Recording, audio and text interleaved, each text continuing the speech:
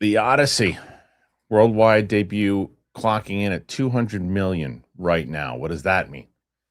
For people who are saying this movie is going to be a disaster, a disappointment, I do not think that word means what you think it means. The Odyssey reviews.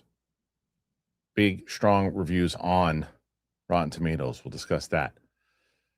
DC Studios might have gotten rid of one of the movies that they, or projects anyway, that they had announced earlier. Danny McBride not only writing G.I. Joe, he's directing that mofo. We'll discuss that. What's that going to look like? And can Chris Carr defeat either Mike Kalinowski, Roxy Stryer, or Kevin Smets? We don't know yet. Right now, Kalinowski and Roxy are in the lead, but who knows after yesterday's numbers. So that being said, Kevin Smets watching from the beach.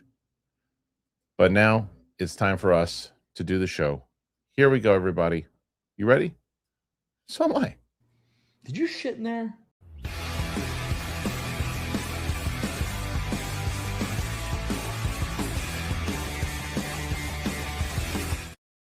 What's going on, everybody? Hey, today on Thursday is the show with me.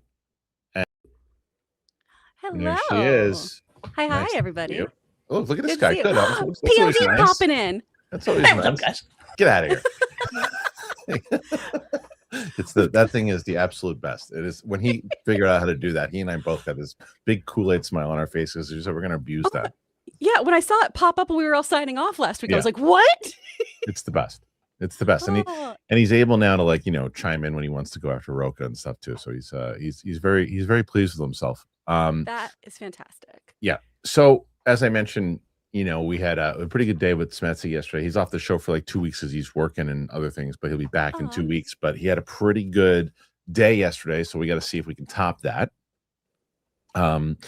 News, as I've been telling people about the Kickstarter, we're literally submitting it to see if it gets approved. Once it does, we're going into pre-approval stages. And then September 1st or 2nd is when we're going to launch. I've been saying that the easiest way to put this is we just essentially need 13,000 people to put in $25 to make the show. There we go. That's And doable. Come on, guys. I think it is, and we're almost at 200. We're almost at 230,000 subscribers now. Open your wallets, open your hearts. Yeah, and like I said, and let's make our show, because that's what this is, and we're going to be doing that real soon. So I'm just going to be telling people about it. We have other things that we'll be discussing, and that's it. So we have a lot to discuss on today's show. Are you going to check out Odyssey yet? I am. I've got tickets for Friday. Tomorrow. Yeah. IMAX? No, I think we only have a regular screening. I should double check that because Logan made it. And I love him, but he is very bad at technology. So even the A-list app, he's like, what am I doing? Yeah, that's fair. He's somehow a geriatric. I don't understand how it works. You must try IMAX. It is so amazing to see in IMAX. But Luke sent me this morning, which is let me bring up this topic, and that of course is what the overall numbers are going to be. Where the heck is that article? Give me a second. I'll bring it up. Oh, there it is. One moment. I'm very excited to discuss this, and that is another way for me to stall. And here it is. So the Odyssey is now heading for a 200 million global debut, and I think that's ahead of what Oppenheimer did, which is interesting to discuss because there's a lot that goes into that. After all the promotion and attempts at controversy over the perceived wokeness of a new take on one of the oldest stories in written history, Christopher Nolan's The Odyssey finally unveils for the viewing public this week. Talk has swirled about the 70mm IMAX showtime for opening night sold out a year ago, and how some IMAX screenings in the UK have sold out for weeks, and reviews are hitting any minute, which will move the hype even more. Now, Deadline reports that going into the weekend, the film is tracking for a domestic debut of 85 to 100 million and a further 110 million overseas for a worldwide start of over 200 million. It's a little above the 181 of Oppenheimer, and the trade says the biggest question is how the film will over-index and what it may and in what markets. There's no direct competition opening this weekend, though the World Cup is expected to have some impact. The film's 3-hour runtime, R rating, and push to be seen on IMAX screens could have impact as well, with many expecting the post-weekend sales on those large format screens to continue robustly for weeks to come. For how much other titles such as Moana will be impacted also remains to be seen. Well, I think Moana will absolutely be impacted, and I think that it's just going to kind of that one I can definitely say I was wrong about. I thought that was going to have legs and it was going to continue to move. I think that one's dead in the water, no pun intended. Well, even in one of its biggest cheerleaders, Logan did not like it. He was like, Yeah.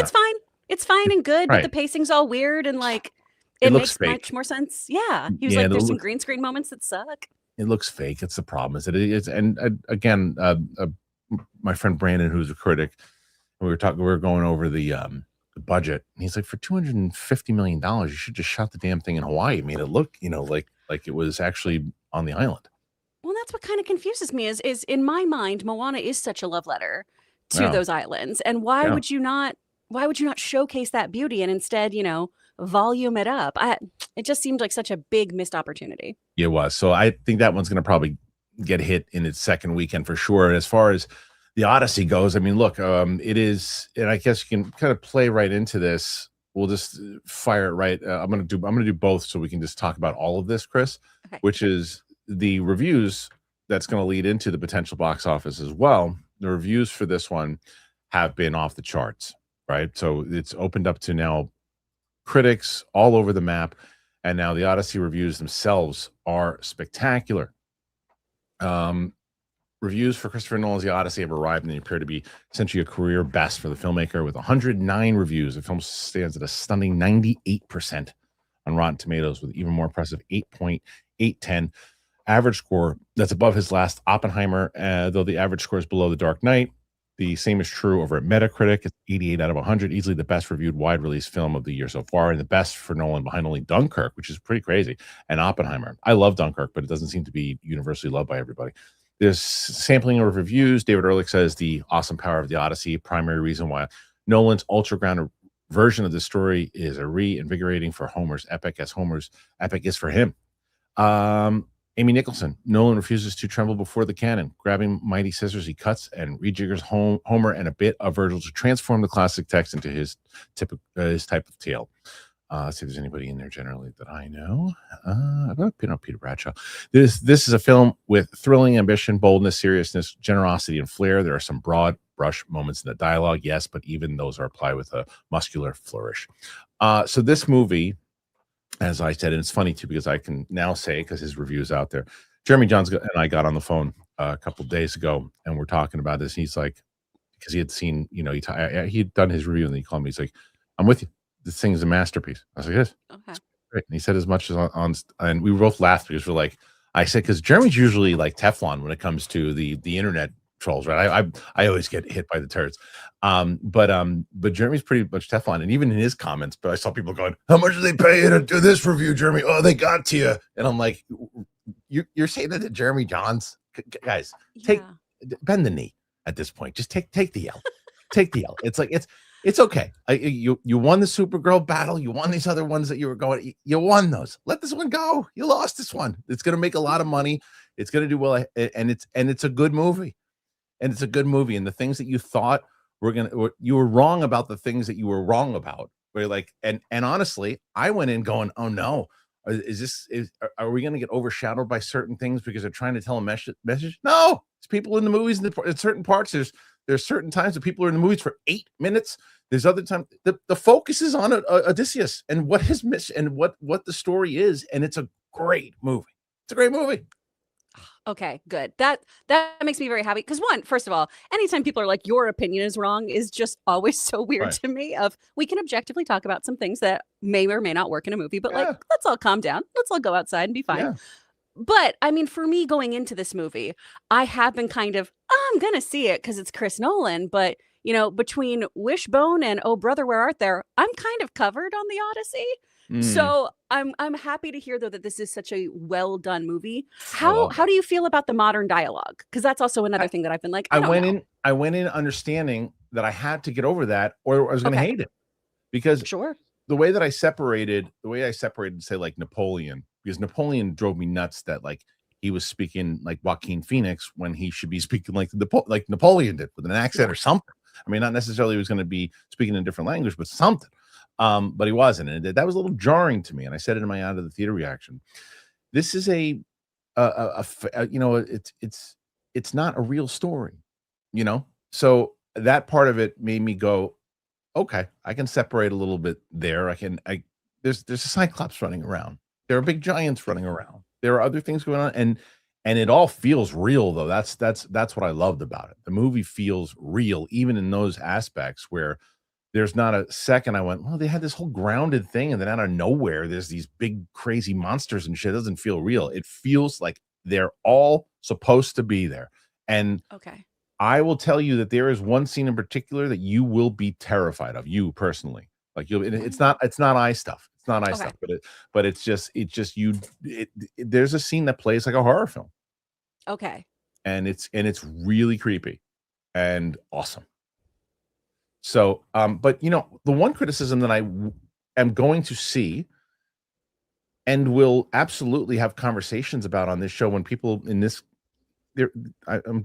most of the people who are in here right now, and maybe all of them, are well thought out arguments of people if they don't believe, agree with stuff. They have conversations about film. Our community is mostly like that. Yeah. And I'm sure that there will be people who goes, I was kind of bored. And I'm going to tell you, in the same way that they said it about Andor, which I don't agree with, I understand. If you're sitting there and you're going, okay, the dialogue, it hasn't captured me. I'm not invested in the beginning, because once you get to a place where they're locking you in, and then there's a spot in the middle that they're going dialogue heavy and really going into some stuff. And if you're not locked in on board, as I was, it might lose you a little bit. I don't know how the end could lose you, but it just maneuvers in such a way. And I do understand the criticism. Nolan, as brilliant as he is, he always has like these sound issues, right? Yeah. Yes. Now, what is that? I don't get it. I know some people who have worked with him in post-production doing notes of, this is too loud here. Yeah. And him just being like, nope. Famously, I guess it's a personal preference, but it's weird. It's weird. Like I remember when we went, my daughter was I think she was just born. Vivian was just born. And when did The Dark Knight Rises come out? Like 2012, right? Oh, something like that. I think so. It was either 12 or 13, but I think it was 12, because I think my daughter was 12. Yeah, because on Mission Impossible, they did like a little preview, and it was my set. I went early in the morning to see this, the little preview that they did. They showed that opening scene, and it was myself, Ellis, and Catherine Reitman. Three of us went. And we went to watch this movie, the scenes, and I remember all three of us going, it looks awesome. What the hell was he saying? I can't understand a word that he was saying. And they had to change Bane's dialogue and make it more so you could actually hear it. I didn't have those issues in the Odyssey, but there are some there are some things that are it's sometimes loud. But like I said, I was just riveted by this one. I was trying to do I don't know if this list is going to change. I made this list today, and it is not necessarily my final list, but just where I am as far as recency bias and everything else lands, and I can change this by the time we go off the air. As far as Nolan's movies, the only one I haven't seen was what's it, The Following? Is that the name of the one that the early one that he did? Yeah, right. PLD Following. Yeah. So that one is the only one that's not on my list because I've never seen it. But I would put Tenet coming in last, then Insomnia, then Dunkirk, then Oppenheimer, then The Dark Knight Rises, then The Prestige, then Interstellar, then Batman Begins. And so for my top four right now, I have The Odyssey, Memento, The Dark Knight, and Inception. Ooh. I think I need a second watch of The Odyssey that could either drop or stay, but that's kind of what I got at the moment. So we'll see how that lands. But the absolute critic score at 98%. There's going to be people who didn't even see this movie are going to review bomb it. We know this already. For sure. It's going to happen. It's going to happen. I've already seen so many memes about like the casting and all of this, which is just so go see it and give me an actual reason why you do or don't like it. It's the most.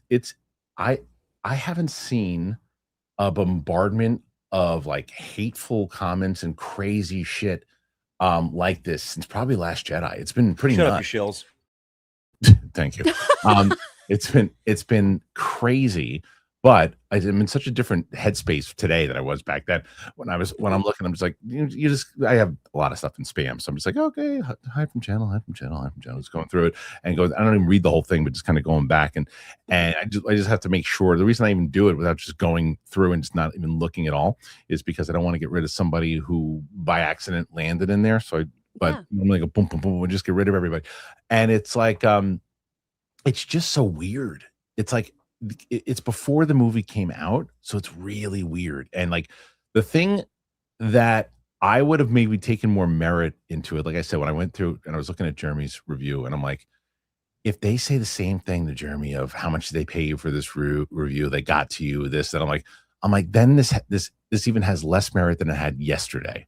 And they did that, and it was so predictable that everyone was going after him now. And I'm like, you think that Jeremy Johns is taking payments for the Odyssey? Get the fuck out of here. I'm like, come on. Now you should have lost anybody. You gotta, at this point, you gotta take the L. You just have to. Yeah. 100%. Anyway, yeah. But this movie in general, the box office itself, now the difference is Barbie did help Oppenheimer. There's no doubt about it. Yes. Oh, absolutely. This doesn't have that.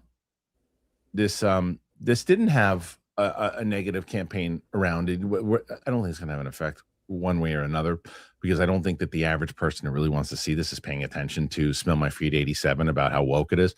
I think that it's going to do very well opening weekend. I think that weekend 2 is going to, like most things, is going to really be the test, because Supergirl got nailed by everybody. It wasn't just the people who wanted it to fail. It was the critics are going, this is just not good.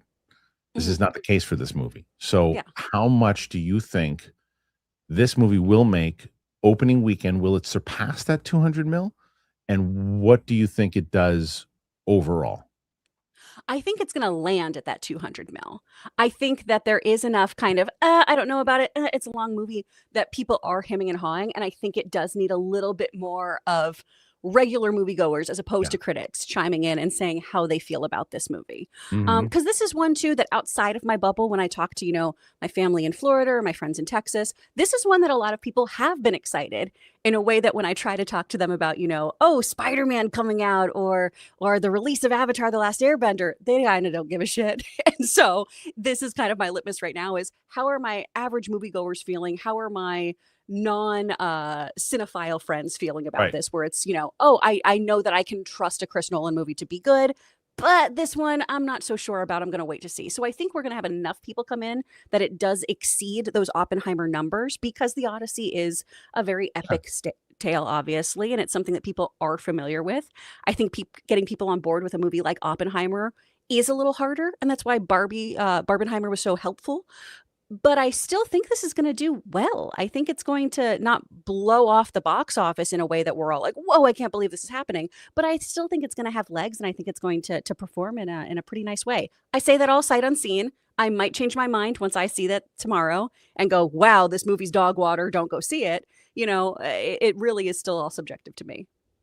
I agree with you. And I think that it's going to be interesting in general how the regular audience really responds to it, right? That's going to be it's a 3-hour movie. There's no doubt about it. And that's going to be, you're going to have to get people patience wise. Like, so Matt Serra, and who I'm really close to now, he's a really close friend besides someone I work with. But last night I took my daughter to his jiu-jitsu school.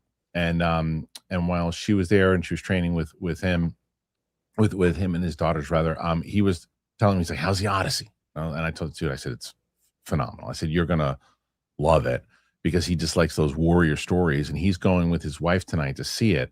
And so I'm very curious, what he is gonna think about it as he go and look. And this is the thing that I think that people have to understand too. You can be, because Matt falls more so on the right side of the aisle as far as, but not in an extreme crazy way. And same thing when I have friends who fall on the left side of the aisle, but not in an extreme and crazy way. But like he's going to go and see the movie. He's going to say it's a good movie or it's not a good movie.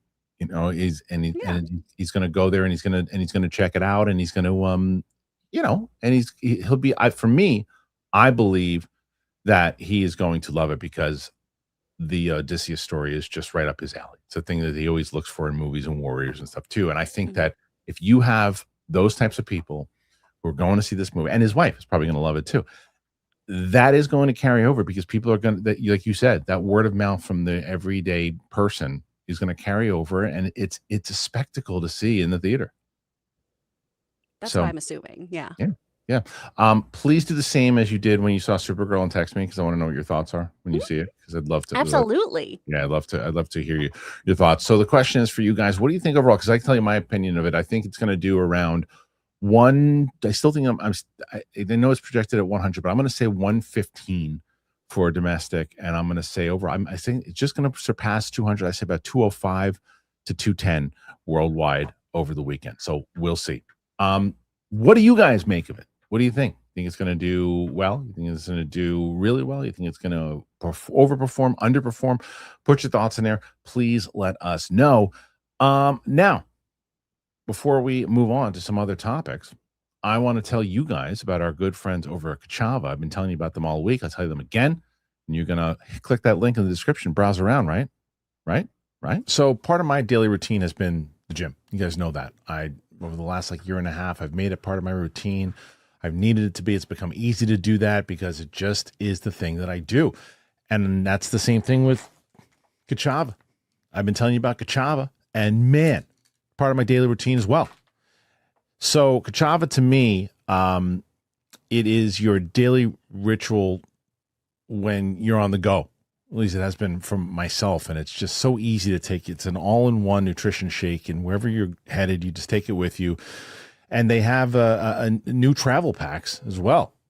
I'm just relieved how easy it is and how it's made it so easy for me to travel. I'm going into the city and I'm doing screenings. I got it. It has all the nutrition that my body needs in one delicious, simple shake, and it's packed to go.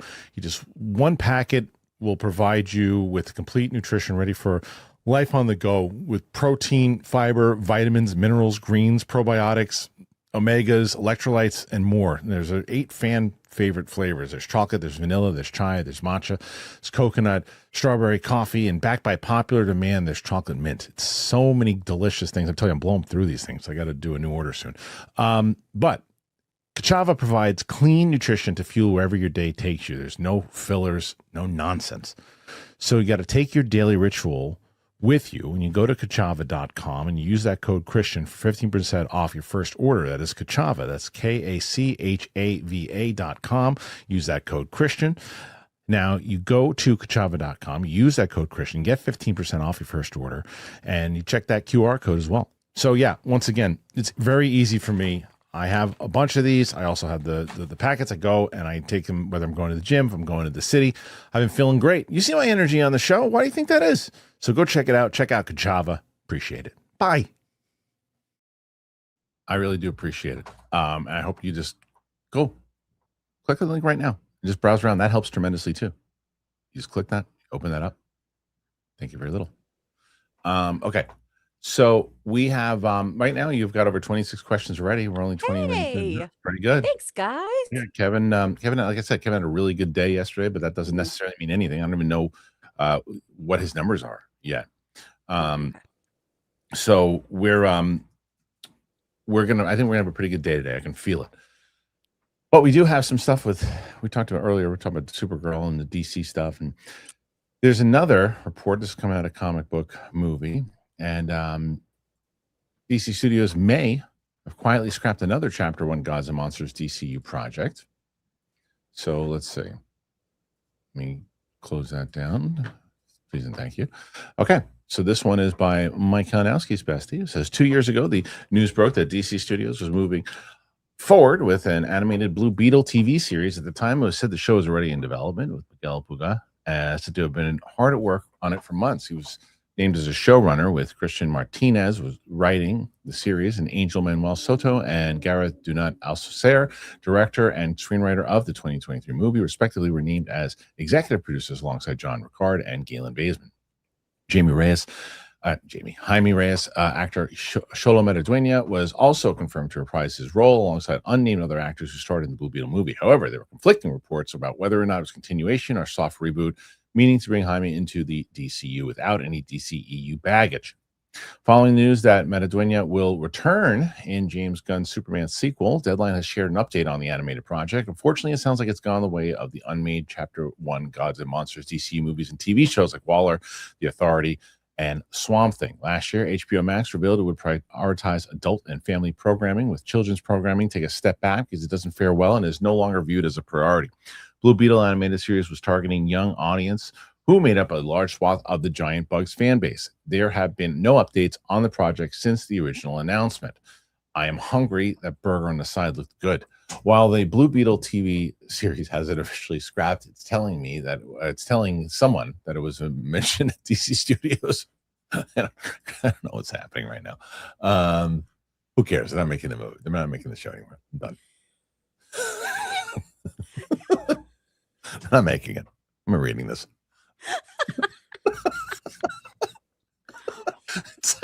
It's like okay, I'm going through it. It's like we get it. They're not making the show, and I really got. I'm looking at this cottage cheese and berries that I have, and I'm like, I wish it was a burger. Anyway, so I think that this makes sense to me. It's like there's nothing wrong. Well, it's kind of like a catch-22 because it's like the first part of it is stop announcing stuff.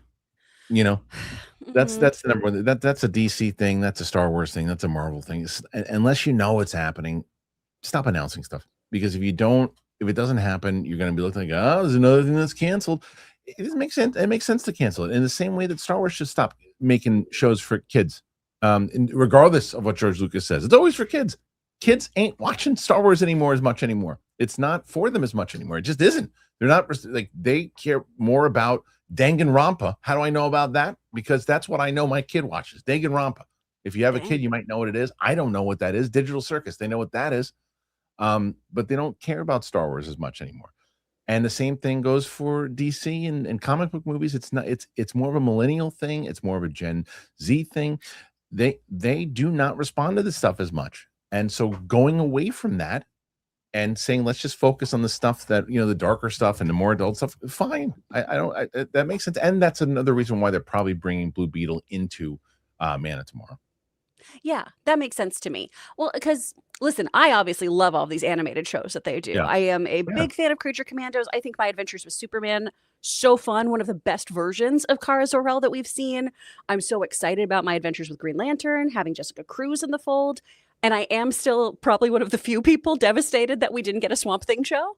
But it keeps coming back to, hey, this all is good and well and fun, but can you please give me the big folks that I need to establish your universe? I don't need to have all of these side quests. And I say that as somebody who's a huge comic book fan. I want to make sure that this universe survives and we don't get another reboot soon.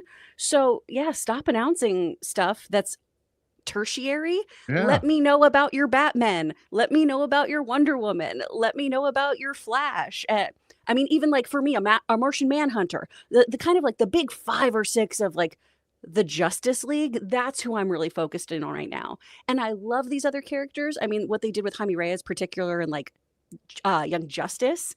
I think like there's so much cool stuff you can do with him, but I don't need all these different TV shows. I need a streamlined universe first. No. Well, you know what they did when they made it? It was like they were, and this is not the wrong way to approach it. They were going over the Marvel side of things when it was like the Promised Land and it was like the Golden Era. And they were like, oh, you just make a series about this person. Then we can do this. And then we can do Amanda Waller series. And we can do this. And it's like, well, we can't even get people to go into the movies to see the ones that we need. Yeah. Let's not do that right now.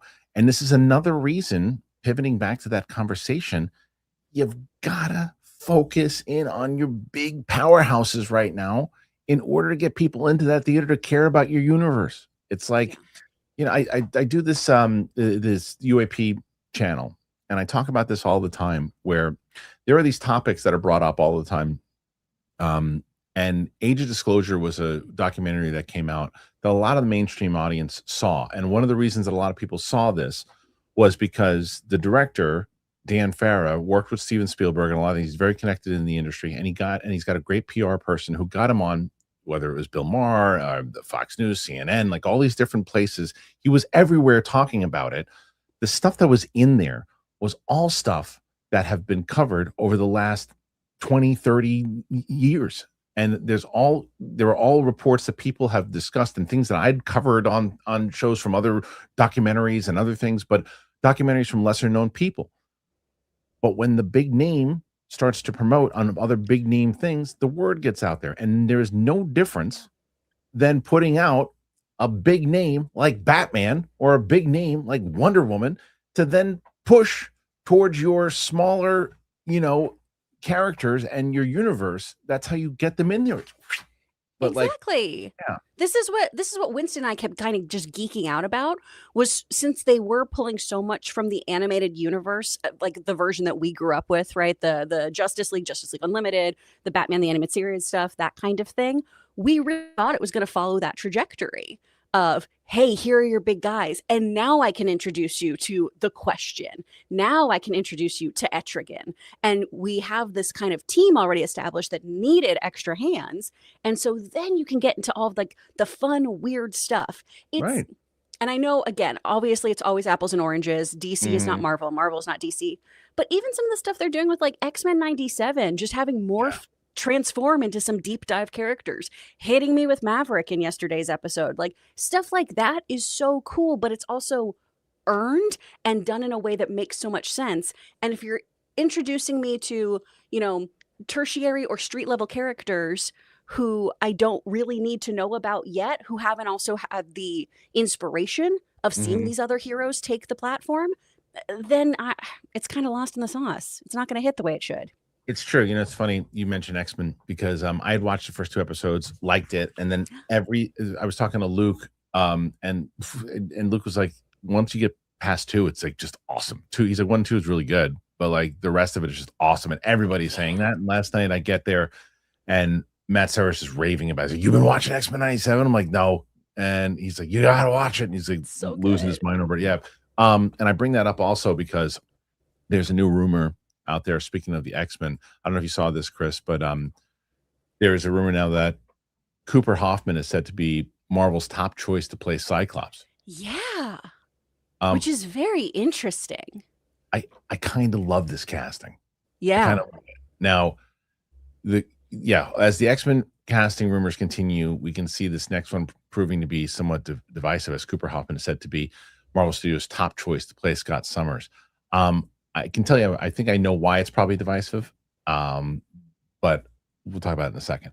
The X-Men casting rumors have picked up a gear or two over the past few weeks as Marvel Studios is said to be rushing to assemble its main players for the long-awaited reboot. Though the trades have yet to weigh in, a couple of reliable sources have reported that Adam Driver is in talks to play Magneto. That's interesting. And we're now hearing that Marvel may be eyeing an actor who will likely be viewed as an outside-the-box pick for Cyclops. According to My Time to Shine Hello, Cooper Hoffman is the studio's top choice to play Cyclops. Hoffman is the son of the late Philip Seymour and has gained acclaim for his performances in the likes of The Long Walk, Licorice Pizza, and Poetic License.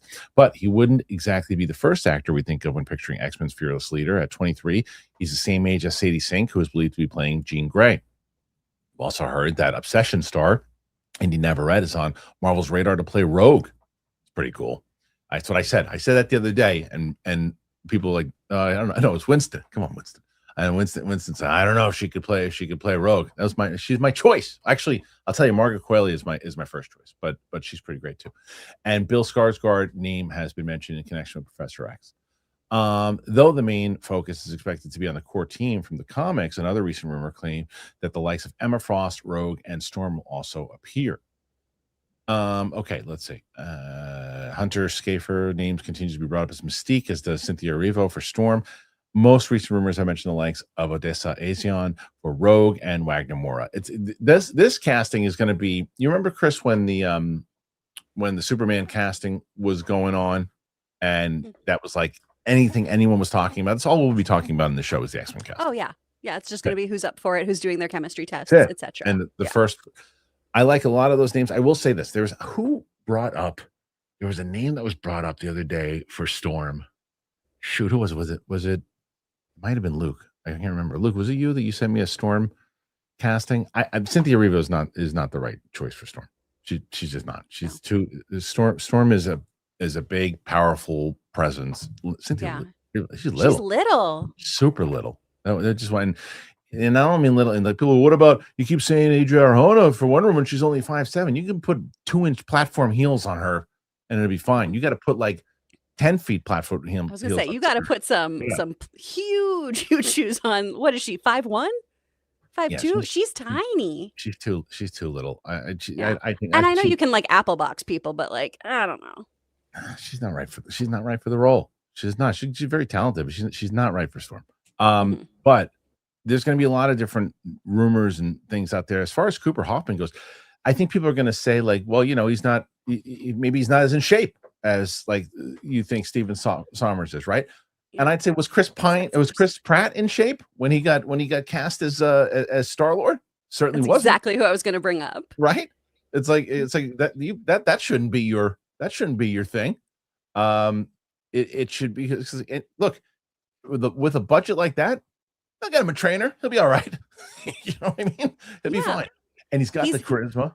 Yeah, he's literally going to be paid to get in shape, first of all. Yeah. That's part of this situation here. Yeah. And Scott Summers is a brilliant strategist. He's incredibly pragmatic. He's got this stoicism to him, but we also have to see why Jean likes him. Yeah. And there is just an inherent likability to Cooper Hoffman. True. There is something that is just like relatable and kind about him in his roles. And I think you need to have that little layer in there too of anyone can show up and be the kind of monotone, hey, we're going to do this to me, my X-Men. But you have to root for Scott, especially 100%. Because he makes some dumbass choices. Yeah. So you need somebody in there who can balance that out, and you need to have a really great actor. And at the end of the day, that's what you need. That's why a Cynthia Erivo is on the right track for what they're doing, right? Because we're looking at great performance, but I feel like he's someone who's going to really deliver what you need for a Summers. Totally agree. He was so damn likable in that Long Walk movie. He was so likable in that movie.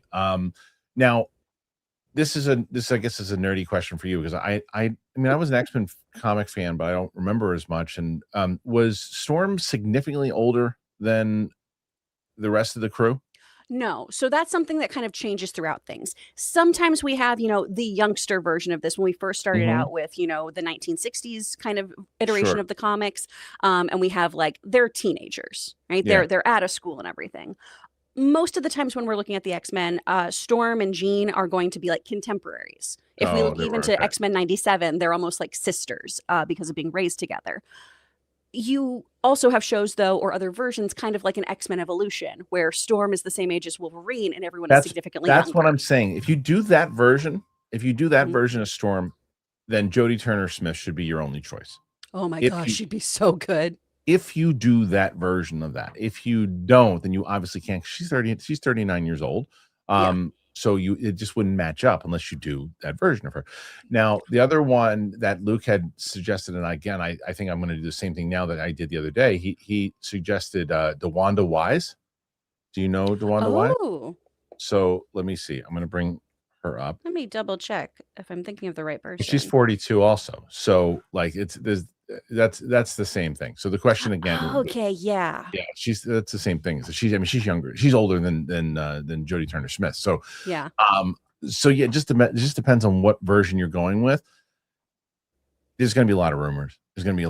As far as the Rogue thing goes, though. How old is Margaret Qualley? She's got to be 27. 30s. Is she? I thought she was early 30s. I could be very wrong. You might be right. You might be right. She's 31. She's 31. Okay, hey, I'm feeling confident. I got Cynthia's height right. I got her age right. Let's go. Yeah, you're right. I do like Qualley for it. I still am team Kiki Palmer. Because again, she's so charismatic. Yeah, she's so charismatic. She wants it. She can do a really great Southern dialect. That's my holdup on India is does she have dialect training? Because everyone thinks they can do a Southern accent. As someone who is from the South, everyone just makes this dumb voice. And that is not necessarily how everyone sounds. And I know, again, just like the fitness thing, you can get a dialect coach. That's what Logan does for a living. Yeah. But I do want to make sure that somebody can deliver on that kind of like Biloxi sound that I really enjoy from Rogue. Yeah, I mean it's super important. It's super important to do, at least to get that version. But I really would like to see them go with, as like you said, with the accents, everything, to be honest, is a comic accurate as far as the whole thing, because of what they did with X-Men 97. I would just love to see that and see how they're going to, because clearly if you get, and I think this is the same thing I talk about with the Star Wars novels, If you get the people who write these great stories, like they did in X-Men 97, the comics and everything else too, put them in a writer's room. Put them in a writer's room for the X-Men movies. And let's get stories like this and like get that actual feel, because that's the thing Matt said to me last night that I felt from the first series. He's like, everything just feels like it's ripped right out of the comic books, like from the old school. Yeah. Absolutely. We were watching it and we kept pausing to be like, this feels like such a love letter. Yeah. Like everything about this, you can tell that everyone who's involved just loves these characters, loves the mythology around them, and just does such a beautiful job honoring who they are, where they've been, the spirit of the animated series, as well as the comic book deep dive stuff, while still doing what they wanted to do. I mean, without spoiling anything tremendously, last night's episode had so many like specific montage-y kind of things or homages to things that it's just so fun. And yeah, you need those kind of writers in a room who are just stoked about what they're doing. You want that because it's that passion that comes across clear, and it also shows an understanding of the characters, right? So like that's really what you want to see here. And as far as the casting goes, we're getting closer and closer, and I think we're getting even closer because they're going to pop up in Secret Wars. You know, it's not we're going to start getting this casting information not for the first X-Men movie. We're going to first learn about Jean Grey within the next 2 weeks. You know, we're going to get that. That's going to start the process of getting into the new X-Men. Now, I want to know, and maybe PLD can find this out for us too, unless you already know, Chris. Remember one of the big holdups for the X-Men when Disney bought over the X-Men was that you can use the X-Men in film, but they have to be the legacy ones, the Hugh Jackman's, Patch Stewart, because of their contracts. You couldn't recast or do that until what year? I feel it was 2026. I might be wrong. I think that might be right. Might be wrong. Well, because all the X-Men licensing also has been so messy for so many years because of the relationship with Fox and then being owned by Disney, but then all of the licensing was still weird. And then Universal Studios still had rights to them for being in the parks, as does Six Flags. Like, they're all over the place. It's one of the reasons why we tried having that Inhumans show for a while. And it's one of the reasons why Inhumans came up in the first place was, well, we can't call them mutants. Inhumans. And so there's a whole bunch of nonsense happening there. Yeah, that's the question. I just don't know when. But I think we finally should be good X-Men licensing for Disney. Because I think that's also part of why Feige kept saying X-Men will be coming in this point in time. What's up, PLD? Those should expire in 2025, it says. So okay. There we go. Thank you. You're so much faster at typing than me. Which makes sense because you wouldn't be able to release Jean Grey into the Spider-Man movie if it was next year. You know? Yeah. So that makes sense. So then you can start. So then that's why the casting and other things can start playing in now. So yeah, we're gonna start. It's gonna start filtering in, and the majority of our headlines will be who's rumored, who's cast, and all those different things. And people will be losing their minds or supporting it, or we'll find out soon. We'll find out soon. Yeah. Anyway, so let's see what you guys think. What do you think about Cooper as Cyclops? Put your thoughts in there. Let us know. All right. Speaking of comics, one of the things that I've been really hyped about recently, and I've been saying this for a long time, I wanted to see a G.I. Joe movie based on, I told you, my favorite comic, my two things that I read when I was a kid. I read the X-Men comics. I loved the Wolverine and Havoc series that they did, and I was a big X-Men fan. But my comic that I always read was the G.I. Joe Marvel series. That was the one that I always read from like I think the first issue. I feel it was like 1980. I didn't read that one, but I eventually did. I didn't get it when it came out, but then I started reading it. I think it was like issue like 46 or something like that, and I went back in time to read all of them, and I collected all of them, and I really went through the stories. There were darker things that were happening. I was like, I always wanted to see there was a series or a movie based on it, and then they came out with those abysmal movies that were just absolutely terrible, and they went more so on that same kind of mentality that He-Man did, because then a lot of people kind of bought into it. Well, it's a He-Man 80s cartoon. What do you want from it? And it's like there's so much more to the essence of the story that you can go past the 80s. You can go past that. And you can actually get what it is. So Danny McBride was on Josh Horowitz not too long ago talking about how he was writing a more serious take on G.I. Joe. And now the word has come out that not only is he writing it, He's directing. So that's the latest here, is that Danny McBride is going to direct, and not only just write. So this is a Hollywood Reporter. And the Triple Threat was already on board as a screenwriter. Danny McBride is going commando. The star and creator of HBO's The Righteous Gemstones is attached to direct an untitled G.I. Joe feature for Paramount Pictures. The movie is really just a change of ranks for McBride. He also wrote the screenplay for the action project that is based on the Hasbro toy line. It would, however, mark his feature directorial debut, a notable step up after helming several episodes of Gemstones. A Joe feature is one of the big priorities at the studio, which under new owner David Ellison has been ramping up development of major IP and brands such as Teenage Mutant Ninja Turtles and Star Trek. Some of those titles are moving on multiple development tracks, including Joe, which earlier this year had a second script with being developed by Max Landis. That one did not move ahead. Plot details for the version are being kept under the Chaplain's Assistant School's motor pool in Fort Wadsworth. Joe is the popular action figure line launched in mid-1960s, yada, yada, yada, capturing the decade's macho and patriotic zeitgeist. It was appropriately named G.I. Joe. This version not only introduced a commando strike force with Duke, Roadblock, Snake Eyes, but also over-the-top high-tech adversary, the terrorist organization known as Cobra, with key bad guys Cobra Commander, Baroness, and Destro and Zartan. Paramount made 3 G.I. Joe movies: Rise of Cobra, Retaliation, and a Snake Eyes spinoff in 2021. The studio has been finding a way to reboot the franchise ever since. Let's see if there's any other thing about the actual take. McBride is no. All right, so it doesn't really get into the details about the story or the tone or all that things. Like I said, you can go to Josh Horwitz's interviews. He's taking a little more serious tone. It transferred over again to my casual friends, my friend James, who is a big G.I. Joe comic fan as well, said, this got me hopeful. It's a more serious take on G.I. Joe. I was like, yep, that's what I heard as well. So I would absolutely love the opportunity to try to get in a conversation with Danny McBride about this, because I would love to pick his brain about seeing where he's going to go and see if he has any inspiration with those comics.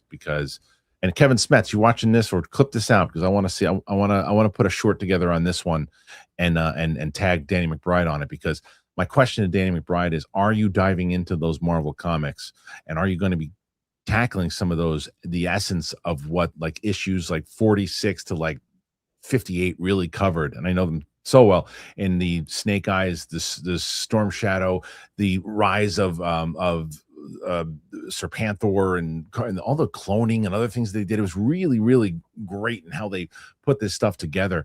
I want to see what he's going to do. So we shall see, and I'm excited about it. Do you have any care at all for this property, Chris?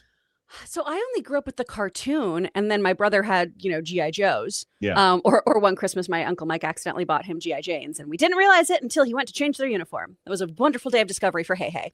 Right. But I don't know about the comics really at all. And so it's really interesting to hear about this darker tone and everything. And that keeps being my question too, is how do you make a G.I. Joe film feel G.I. Joe as opposed to a run-of-the-mill military operation? Sure. It's the same kind of thing as when people were saying, oh, we should have a Call of Duty movie. Cool. How do I know it's a Call of Duty movie? What makes it very specifically that kind of IP? Yeah. And so hearing about some of those different storylines in there, that's what I would want to see then. That's too. all it is. That's all it is, Yeah. to answer your question. That's really all it is. It's the characters and the mythology behind it. That's what they have to be able to put forward, and you got to get the right people to be the leaders of it. Because my favorite storylines, as I mentioned, were always Storm Shadow and Snake Eyes, but they weren't always they weren't the focus of it. That was like the side story. Snake Eyes would have his own issues. There's a really cool one, I think it is. And PLD, you want to see how good I am at this? It's either issue 21 or somewhere in the 30s, where Snake Eyes has his own issue. The cover is him kind of hanging off the side of a building, but the entire thing has no dialogue in the entire issue. It's just because he doesn't speak. So the whole thing is just no dialogue, and he's off. And if we can get that cover, if you can find that cover, I'll put it on the show. But he's hanging off this building, and I think it's either issue 21 or it's issue like somewhere in the 30s. I can't remember. Anyway, point is, there's so much there with those two, but the question is then, what are they going to do with like Duke, right? Because Duke is really the leader of it. It was issue 21. I was right. That's crazy. That's crazy that I remember that. That's crazy. Issue 21. Yeah. because I read that thing back and forward, or looked at it back and forward so many different times. But Duke is the question, and now there's some casting that's going around now too, and the casting is that Bradley Cooper has now joined the new G.I. Joe. So Bradley Cooper has reportedly joined the cast of the reboot of G.I. Joe. Danny McBride has penned the script for the feature, which could begin filming at the end of the year. Nexus Point News broke the story, indicating that Chris Hemsworth originally had the lead role, but dropped out, and now Cooper's coming in. Cooper previously worked with McBride on both Cameron Crowe's Aloha and briefly on McBride's HBO series, The Righteous Gemstones. Cooper is currently filming the Ocean's 11 prequel, which he stars in, writes, and directs. Wow, I didn't know that. This would be his immediate next project after that. 3 live action. Oh, we know that already. McBride's also going to direct. Okay, so we don't really know. I would assume he's probably going to play Duke. That would make sense to me if he's going to play Duke. But you're probably going to have him as the overall lead in that one. But Bradley Cooper, Bradley Cooper again, he's up there, but he could be the leader. He could be the leader for sure. Absolutely, yeah. God, Chris, I want this to work. I want this to work so badly. I want it to work. I wanted it to work the same way I wanted it to work for He-Man. I don't have the same type of attachment to it, because of the business side of it. There it is. That's it. Oh, sick. Okay. And that closed at issue 21. Yep. That was the most unusual G.I. Joe story ever. Yeah. Look at the price for the comic. Picking that back up. Look how much that 60 cents. Oh. Remember those days? Oh man. Great. Gosh. When I try to bag and board now, I'm just like, here's all my money. I still have that issue. I still have it. It's at my dad's somewhere in Florida. I gotta get it. Is that the kind of thing that you would see how much it's worth and potentially sell, or would you keep it and like showcase it? No, because I can't imagine they're in the best condition. Okay. I'm sure that they're okay. But I definitely have. I'd like to go back and see which ones that I have. I have some. I definitely have a bunch of G.I. Joe comics at my dad's somewhere. But anyway, really looking forward to seeing what it is. PLD, I don't know if you reach out to our management team or whoever it is to see if we can we got to try to line up an interview with McBride. I got to talk to him. Just to know, is there anything from the damn comics, anything at all? That's all I want to know. Anyway, curious if anybody else gives a shit about this, or I'm going to be the only one in the theater seeing it. Put your thoughts in there and let us know. All right, I think that's good for today, Chris. I think we covered a bunch. Oh, so can I bitch about something real quick? Of course you can. Oh my gosh, thank you. I tried to log in to A-List at 7 a.m. to see the limited screenings of Avatar Aang, Last Airbender. Everything's already taken. I am devastated. Oh no. I'm so devastated because it's playing at like the AMC 6 or some nonsense. Oh. So it's a tiny theater. I'm so annoyed with Paramount for not putting it in wide release. I'm so annoyed I didn't get a ticket. So you can't see it if there's not I can watch it streaming. So that's the option for me. But I got so excited to go see it in the theater. I think Paramount really shit the bed on this one. No. This would have been a cash cow for them, I think. Lining up with Spider-Man, not so much, but releasing it in theaters on a different day. Oh, I'm so mad. Oh, I'm sorry that happened. That stinks. It's okay. If anyone can work any magic for me, if anyone watching has any AMC magic or power, let them know. Help a girl out because I love this stuff so much. I have my Steelbook on display. I've read the novels. I love this world so much. So if anyone out there can help me, please do. There you go. All right, let's get into this, Chris, because we got 52 so far. We're trying to beat Kevin Smets. You're gonna need some firepower here, and I think we can get it. Let's do it. Pump those numbers up. Those are rookie numbers in this racket. Nice. Nathan Drake. I think Spider-Man will eat into Odyssey overall box office and keep it reaching for $1 billion. Unfortunately, I don't think that's crazy to say. No, not at all. Yeah, because the difference with like Barbie and Oppenheimer, 2 radically different audiences. This is not the case. Spider-Man's audience might be holding out from saying, you know what? I'm not going to see Odyssey. I got Spider-Man coming out. I'm going to spend my money there instead. It comes out 2 weeks later. Yeah. I'll catch Odyssey later. That's possible. Or vice versa. People who are just like, you know what? I saw Odyssey. I'm not going to see Spider-Man, but I don't think Spider-Man's really going to be hurt by it. But yes, I think that is possible. I still said my prediction for Odyssey overall right now is around, I'm going to say 850 is my that's my number today. It's been changing back and forth, but I'm going to say 850 right now is my overall. What did you say worldwide you thought it was going to hit, Chris? Wait, 850? 850? Is that what you're saying? Yeah. Total forever? That's going to be. Yeah. Oh, okay. Sorry, I thought you 850. were talking about this weekend. I was like, No, what? no. I mean, if it makes What 850 this happened? weekend, we're Yeah, gonna be. I had said I thought Yeah. it was going to do 200 Yeah. overall, like Yeah. domestic, This week. globally this This weekend. weekend. Yeah. I think 850 is a good number. I feel like that's accurate. Yeah, around that 800 mark. I Yeah. don't see it getting to 1 billion just because of the placement of it. And again, the length. It could change. And I still haven't seen it. Maybe again, when I go see Yeah. it tomorrow, I might be like, this is making all the money. Everyone Right. shut up. This is the best thing I've ever seen. Who's to say? Right. Week 2 will change my opinion on my 850. Yeah. You know, and I still could be wrong because my week 2 on Michael was like, I don't know if it's gonna do the Billy, and then it hits in Japan, and then that's all she wrote. Oh, yeah. Because I initially said that Michael would break 1 billion. So this is gonna be the biopic that does it. And then after a week, I was like, I don't know. But that one had continuous legs, and I did what I told everyone else not to do. Don't count out that audience because they'll see it 1,000 times over. I don't know if this is the case with this movie, with Odyssey. I think that it just depends on if people are going to want to see it again in the theater. I certainly want to see it again. Like last night, I did my interview that I talked about on Monday, and then right into that, I went to the theater.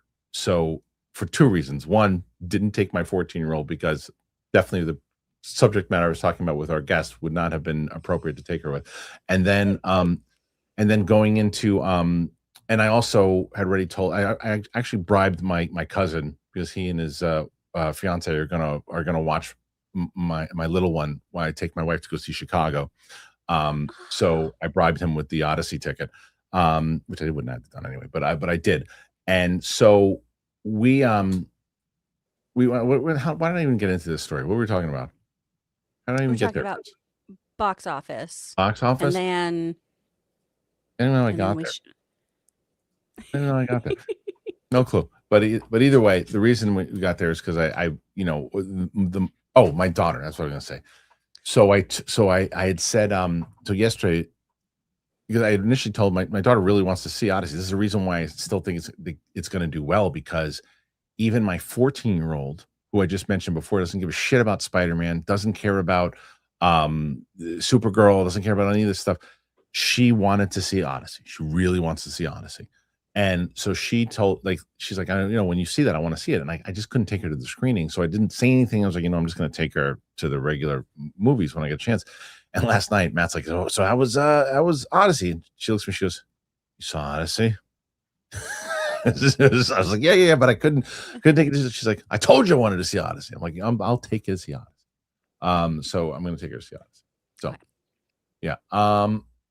Anyway, it's so funny. This is 100%, dude. Kristian turning into Leonard Shelby from Memento. 1,000%.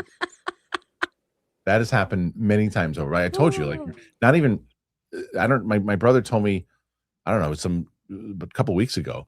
He was like, "Hey, remember this story?" He was telling me this. I guess when we went to this rodeo and whatever, and I was like, "I have no memory of that." He's like, "What? Did we used to laugh about that all the time?" I said, "I don't know what that story is." And he's like, "Dad's gonna be upset." He's like, "Dad's gonna be upset. You don't remember that story?" I was like, "I don't remember shit anymore." So, anyway, let's get into some more questions here because that's where we're at. Okay. All right, Gopal, the man, catching the replay today, but support. Thank you, Gopal. Thanks, Gopal. Bobby, once our show gets picked up, I love that people are calling that. Please continue to say it. Please. Yes, on yesterday's show, Chris, we mentioned about, and you know what? This is something I should do on every show. Mm-hmm. And make sure you do this in the comments for people who are watching now and people who are watching on the replay. I said this yesterday, I'm saying it again, and then I want to get to Bobby's comment. As I mentioned, I need around 13,000 people to put in $25 to make this show. I think it's a reasonable goal. We have almost 230,000 subscribers. I think we can make it happen. Now, if you are already saying, you know what, I'm in. I'm gonna help you guys. I want to make our show. We're gonna do it. What do you want to see from those tiers that make you say, okay, not only will I donate, you know what, I'll donate a little more, is if this is going to be included. And for the people who are not on board yet, going, I don't know, not sure, what would be included in there to make you go, okay, maybe, let me think. I need that focus group. I need that from you guys. So if you can, please put that in the comments section. Or if you're here and you're about to ask a question or something in the super chat aspect, throw that in there and I'll answer it here. But that would be helpful. All right. Bobby. Yeah. Let us know how the other hosts here can help out with those tiers Yes. as well, you guys. Because I'm Great happy. idea. Sorry, I was texting Winston and was like, sorry.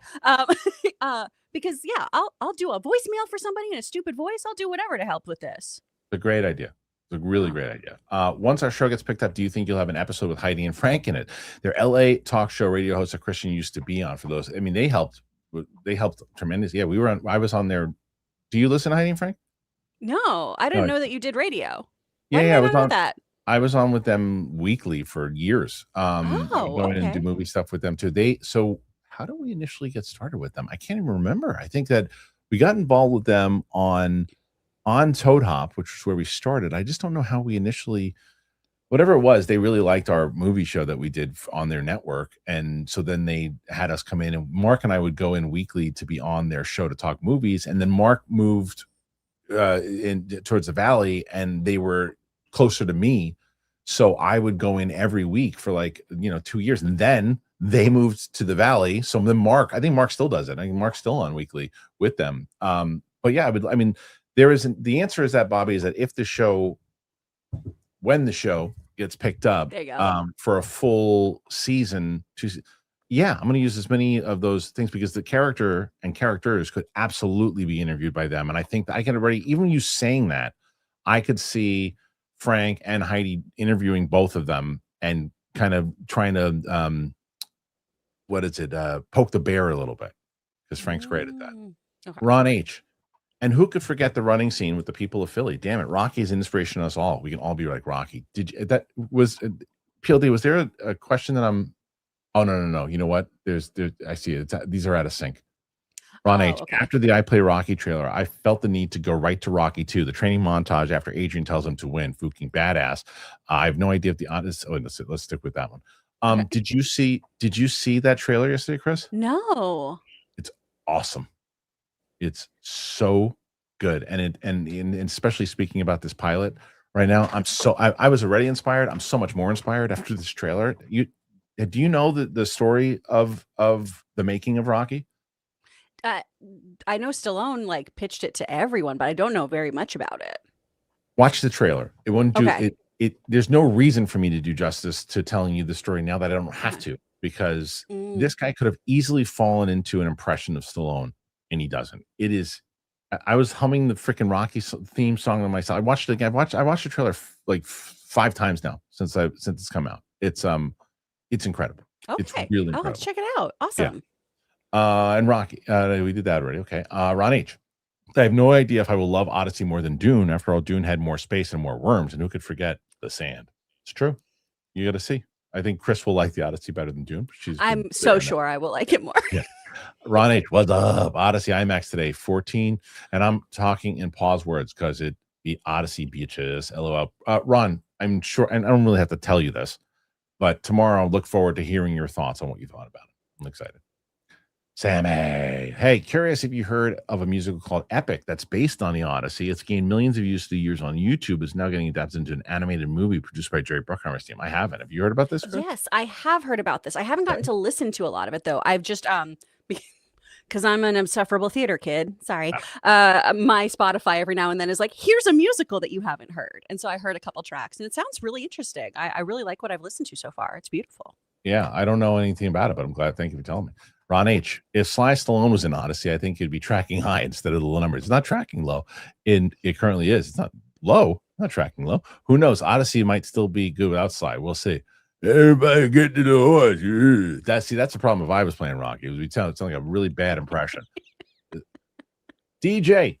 There he is. With the 10 memberships. That's huge. DJ gave half the ton of memberships he gave yesterday was amazing.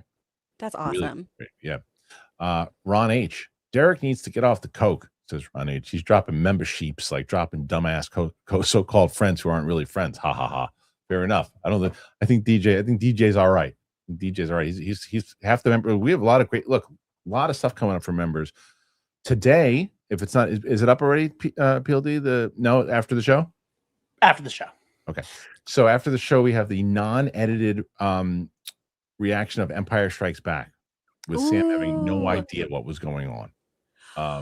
So yeah, it's amazing. So I would go and check that out for sure. as I mentioned, next Wednesday, my in-person interview with Penny Barber will be up, and she interviewed me for 5 minutes. That's exclusive to patrons, so that will be up there. We have a live stream next Friday. So, is anybody here tomorrow? Any fans watching right now with your live stream or not? Anybody going to the Yankee game tomorrow? If so, I might see you there. Zeke and Humanoglu. Kristian, as you don't like breaking your glasses, have you considered not putting your glasses on and off? Maybe that's why they keep breaking. The reading glasses, though, is the problem, and just like just walking around with them all the time, and I don't know. It's like sometimes they get the reflection in the thing. The answer is I probably should wear them more, but I don't know. It annoys me. Nathan Drake, regarding today's match, Bob Uecker. Oh, nice one. So you know what? I didn't ask Luke to do that. I should do it myself. That's good to be able to promote. Thank you very much for that. The picture for today's match, and maybe just in the future, Luke, when we do these, let's just put each Schmodown match that we're doing. Let's just put it in for today, so I can promote it. It's up here. Give me a second. Where is it?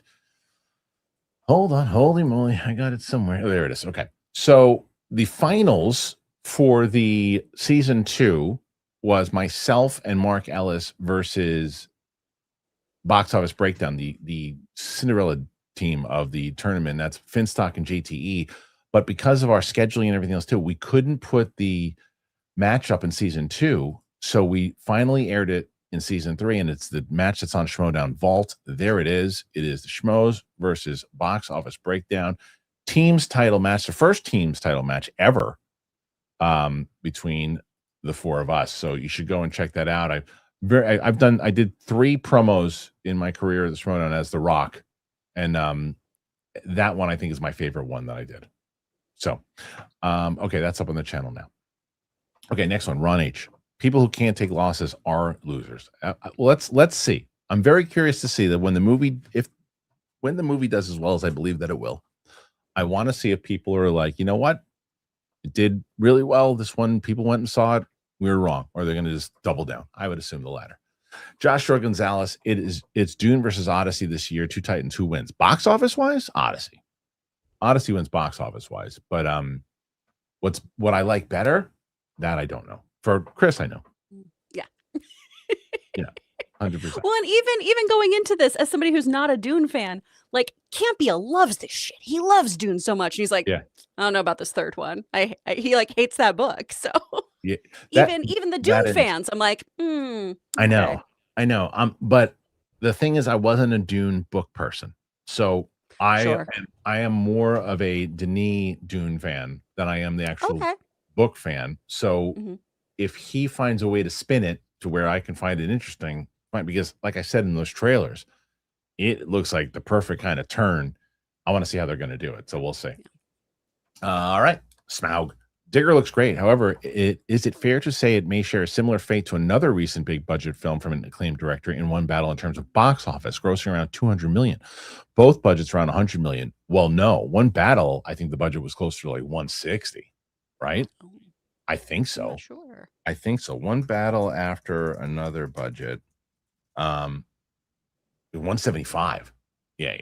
That was much bigger. So I think if Digger is, let's see, 125, which is lower, but Tom Cruise might bring some weight to it. I think that has a better shot of being more profitable than One Battle. And I think that this movie has I don't know. I think they're aiming more towards the best actor side of it for Tom Cruise than they are looking for best picture. I don't know how you feel. That makes sense. Right? All of the marketing too has been, I mean, there was a teaser trailer that was just Tom Cruise's filmography, followed by Digger trailer dropping soon. So I definitely think that they're using it as a launching point for him, and that's the focus. Yep. All right, let's see. Next one. Oh man. Okay. Next one. 200 million. Okay, next one. Cooley. What's up, man? How'd the book? Do you get some sales yesterday? I hope so. Go check out his book. What up, fam? Thank you, Kristian, for supporting me yesterday. Chris, you're awesome too. Thank you for the laughs. Make sure you guys support his Kickstarter. I will be doing so. You'll all be easy. Thank you, Cooley. Yeah, I'm telling you. I think, like I said, I'm thinking I might even start on the day. What, Chris? Do you know, or PLD? Tell me what day is September 2nd? What day is that? Is that a Monday? September I don't even know what it is. 2nd. I'm not sure what day. That is a Wednesday, my It's a dude. Wednesday. All right, so that'll probably be with Kevin Smets is when we launch it, right? I might even start that morning at like 9 a.m. my time, and like just be on for as long as I can be that day when we launch to talk about everything. I might even put an invite to all of you guys, Chris, like to, if you want to join in at any time, come in and talk, and we just, see if we can hit whatever we can hit. And I'll probably start launching, because at that point too, I think we're going to be into the Justice League reactions at that point when we get there. Zack Snyder's we're going to be doing, so I'll probably have like a little thing that Sam and I do and try to talk, because the reaction audience is different than the live audience. The live audience is different than, like the short audience. So like, I'm just going to have to go and talk to everybody who's on this channel to let them know what we're really trying to do. So, Ray, how did you guys feel about Russell Crowe speaking in a modern Greek accent in Thor: Love and Thunder? I thought that was a little bit jarring, but that's also because I can recognize British accents, not modern Greek. That whole movie was jarring. Also, did he? Right. Listening to it, I was just like, this is not great. And again, my husband is a dialect coach. He was just like, oh, we're making some choices, huh? Interesting. Yeah, that whole movie Didn't love it. No.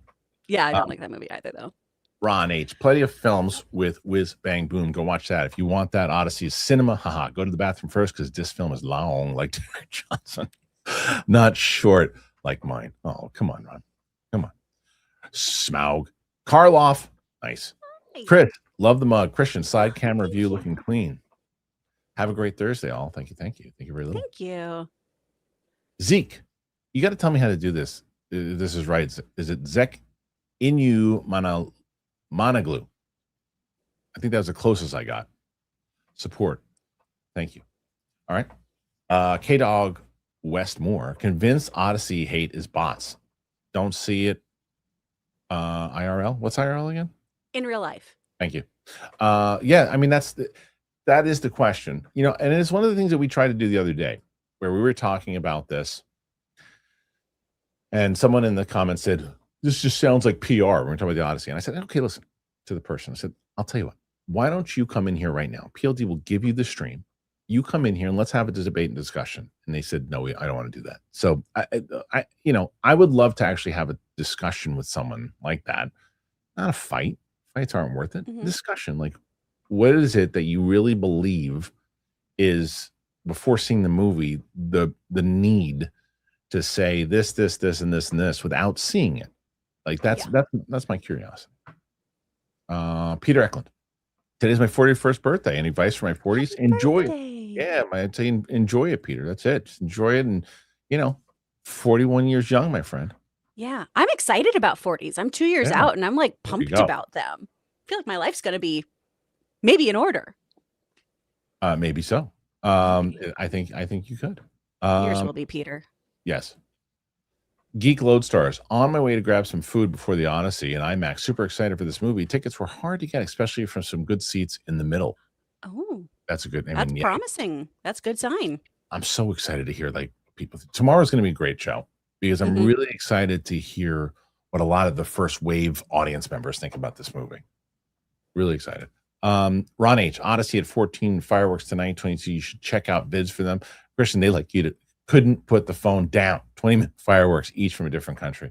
I talked about the other day where there was this. It was on with you. Yeah, it was on with you, and we talked about the fireworks thing, which is like, yeah. Okay, let's say next one. Nathan Drake. I do respect when Mel Gibson does stuff with Apocalypto. He casts people from Central America and has them all speaking their original language. He was also at a spot in his career, though, where he could do that with directing, and like people were, because he was the Passion of the Christ, Braveheart. That's hard to do. Yeah. And I will give him his flowers for that. And I do understand when people are like, why aren't we having, Greek actors speaking Greek in the Odyssey? I can completely understand that as I would like a historically accurate telling of this Greek fable that is loosely based around Grecian history. But yeah, it's kind of, again, an apples and oranges thing. I think a lot of times you can have creative control and change some stuff up. I say that as somebody who has had a little bit of a chip on their shoulder about modern dialogue around this movie. Right. But I can absolutely appreciate that aspect of Mel Gibson's filmography of making sure that he is using language and casting in an accurate way. There you go. All right. Atreyu and Artax. Hey, Chris, how do you feel about voice actors like Phil Harris or Thurl Ravencroft? You're all my dreams team on Thursday. Thank you, Atreyu. Oh, that's so nice. I mean, okay, Phil Harris. So this is back when we were looking at when Disney had like stable actors for voiceover. And so he was in the Aristocats. He was Baloo the Bear. Incredible, wonderful voice. I loved how he spoke. I loved how he delivered things. And you always knew it was Phil. You're like, that's who he is. Thurl Ravencroft, that's going to be Tony the Tiger. That's going to be, I think, the voice in Haunted Mansion. And then the song, You're a Mean One, Mr. Grinch, which beautiful, ridiculous baritone. I've had some friends audition for sound-alike work to do stuff that he did. Didn't Boris Karloff sing that originally? I think so. Or was Karloff the narrator? And then Karloff sang it. I could be wrong. Let me see. I have been before. Sang the original You're a Mean One, Mr. Grinch. You're right. 100%. Okay, it is? Okay, cool. You're right. Yeah. Yep. But like, yeah, incredible voice actors. And those two guys just also had very unique voices. But they're really great reminders too that your natural speaking voice is enough. A huge thing, if I can just go on a quick voiceover diatribe, is so many people think it's about putting on a funny voice or an interesting voice. It's about great acting. And those two dudes already had cool, textured, deep or whatever voices, but they also always delivered the goods. So if you're interested in voice acting, they are two great archetypes for they were great actors who knew how to utilize their strengths naturally and be of service to a story. Well, there you go. Andy Miller, Odyssey is the first horror slasher story. There's definitely, I'm telling you, there's some horror aspects in this for sure. I mean, from the actual tale, yeah, I can see it going that route. 100%. There's some creepy shit in that movie. Jason 1020, do you guys know how box office accounts for tickets acquired through A-List? I'm an A-List AMC member and I'm seeing Odyssey on Saturday and Monday. I don't know that. That's the aspect of the side of the things where, you know, when I always say this is my show, as you said before, there are a lot of shows that you're going to see someone pick up an article and they're going to read the article the whole way through and then they're going to break it down. This asshole you're looking at right now will stop mid thing and say, I'm bored with this. I don't want to do this anymore. That's the kind of show this is. Also the kind of show, meaning that I don't have that kind of knowledge to because I didn't look into it. Campy probably knows. I'll tell you that. Oh, I'm sure he's got a whole video on it. I'm sure he does. 100%. So should definitely ask him if you watch his show. You should check. He definitely knows, but I don't know enough about it on the A-List side of things. I'm an A-List member. I just don't pay attention. Friendly Neighborhood Canuck. Chris, any recommendations from recent comics that you have picked up? Oh, I am so behind you guys. I really need to get back to picking stuff up because I also tend to wait till things are in like omnibus form as opposed to doing the weeklies anymore. Just because I don't have the time to go grab them. But I will say, if you haven't read the Absolute series already, like start getting into those. I really want to go pick up the Green Arrow one. I'm interested in Sleep. I think that came out last year and it's a horror thing.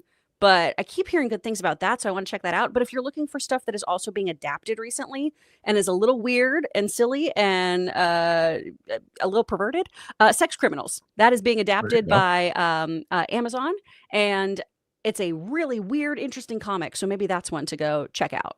Okay. DJ, Streamlined Universe. I agree so much with Chris Carr on this. There you go. Oh, thanks, Eric.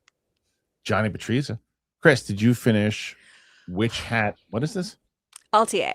Yeah. It's an anime that is beautiful. No, I actually restarted it because my husband started watching it. So now it's a show that I'm locked in with him and I need to just be like, whatever, I'm going to finish it on my own. So no, I haven't, but gosh, I'm excited too. It's so pretty.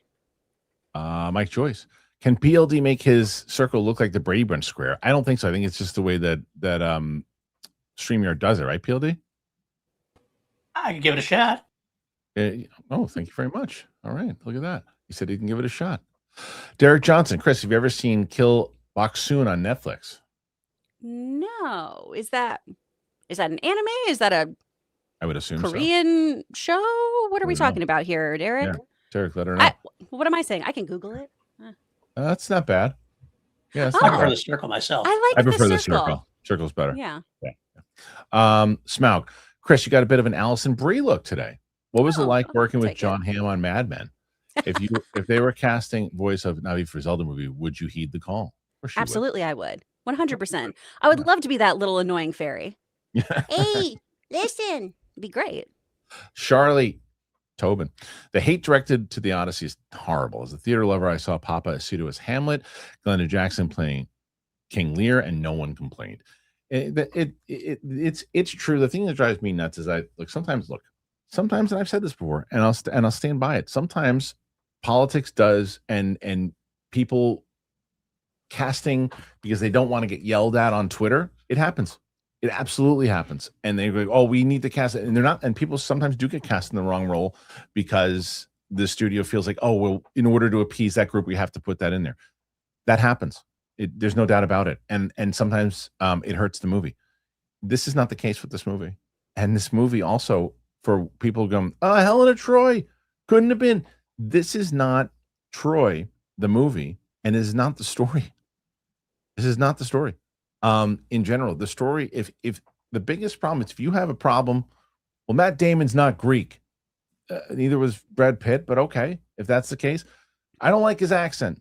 Okay, then you're probably going to be bothered for the movie because he's in 85% of the film is Matt Damon. 85%. So, like, if you're probably going to be with him, then you may have a problem with the movie. But the other people casting it, they're supporting. And it's not a storyline. It drives me. This drives me nuts for this because you haven't seen the movie. Anyway, Atreyu, Artax, since they're doing an animated Thundercats movie, who do you guys think this is a Chris Carr question? Who do you guys think should voice Lion-O, and why is Alan Tudyk the only right answer for Snarf? He's absolutely the perfect answer for Snarf. Let Alan Tudyk could do everyone in the movie. He could voice every character. Oh my gosh, he'd be perfect for Snarf. Oh, he'd be incredible. Lion-O, though, you need somebody who's able to, because Lion-O is such a weird character. He's still a child, but in a grown-up body. So you need somebody who can have like joyful like exuberance, but also still be a leader who's coming into their own. Hurry up, Snarf. He was always very, but was very direct but those first few episodes, it's him being like, "Why am I grown up?" Didn't he? Yeah, didn't he age? But he wasn't. It wasn't that he was. Because he wasn't a young kid in a grown body, though, was he? Didn't he just age? Didn't he? He aged rapidly. He aged rapidly, I thought. Right? Isn't that what happened? I'm not sure. You could be right, but I thought he just aged. My impression was always like that's still a child because the other kids stayed young, and but you know, people will know in the chat. Okay, Tyler Ruby. Chris and Smets are my two favorites, so last week was special when they were together. Aww. Always now look forward to Wednesdays and Thursdays. Kristian, you're cool too. That's fair. Thank you. And they're great. Okay, let's see. Oh, his stasis pod malfunctioned, which caused him to go from 12 to 24. Right. But his mind remained that of a child. Oh, it did. Okay, so we're both right, but you were yeah. So he's still 24, but it's like when someoe's been in a coma for years. Right. Or he's like most 24-year-olds. That's true. That's very true. 24-year-old dudes. Yeah, it's true. Atreyu and Artex, since we're doing that already. Sorry. Tyler, Ruby, Chris, and Smell. We did that one too. Sorry. Jason, it's so unfortunate what's happening with this DC universe and my interest in it. The more time goes by, the less I like Gunn's Superman. I'm sorry, Chris. Hey, that's okay. I know that. Listen, not everything is for everyone. And if you are starting to find that you dislike this movie over time, no worries. I've gone back and rewatched stuff and gone, oh, I think I was in a different place when I saw this. So no worries at all. Johnny Patrizia. Walker Scoble rumored for, how do you pronounce that? Because I say it wrong. Naruto? Naruto. I might be saying it wrong too, though, because I get corrected a lot. No, dear God, no. I don't know. Naruto? I don't know. I never watched the series. Naruto. I think Naruto? Okay. That's what I was saying. Right. Give me shit. I was going to say, the chat will correct me. That's an anime, though, I never got into. I just know about the running, the weapons arms. Atreyu and Artax. I heard that there is dog abuse in the Odyssey. Vaguely, can you explain, Chris? I'm very sensitive to this, and it turned me away from the movie. That is fair. My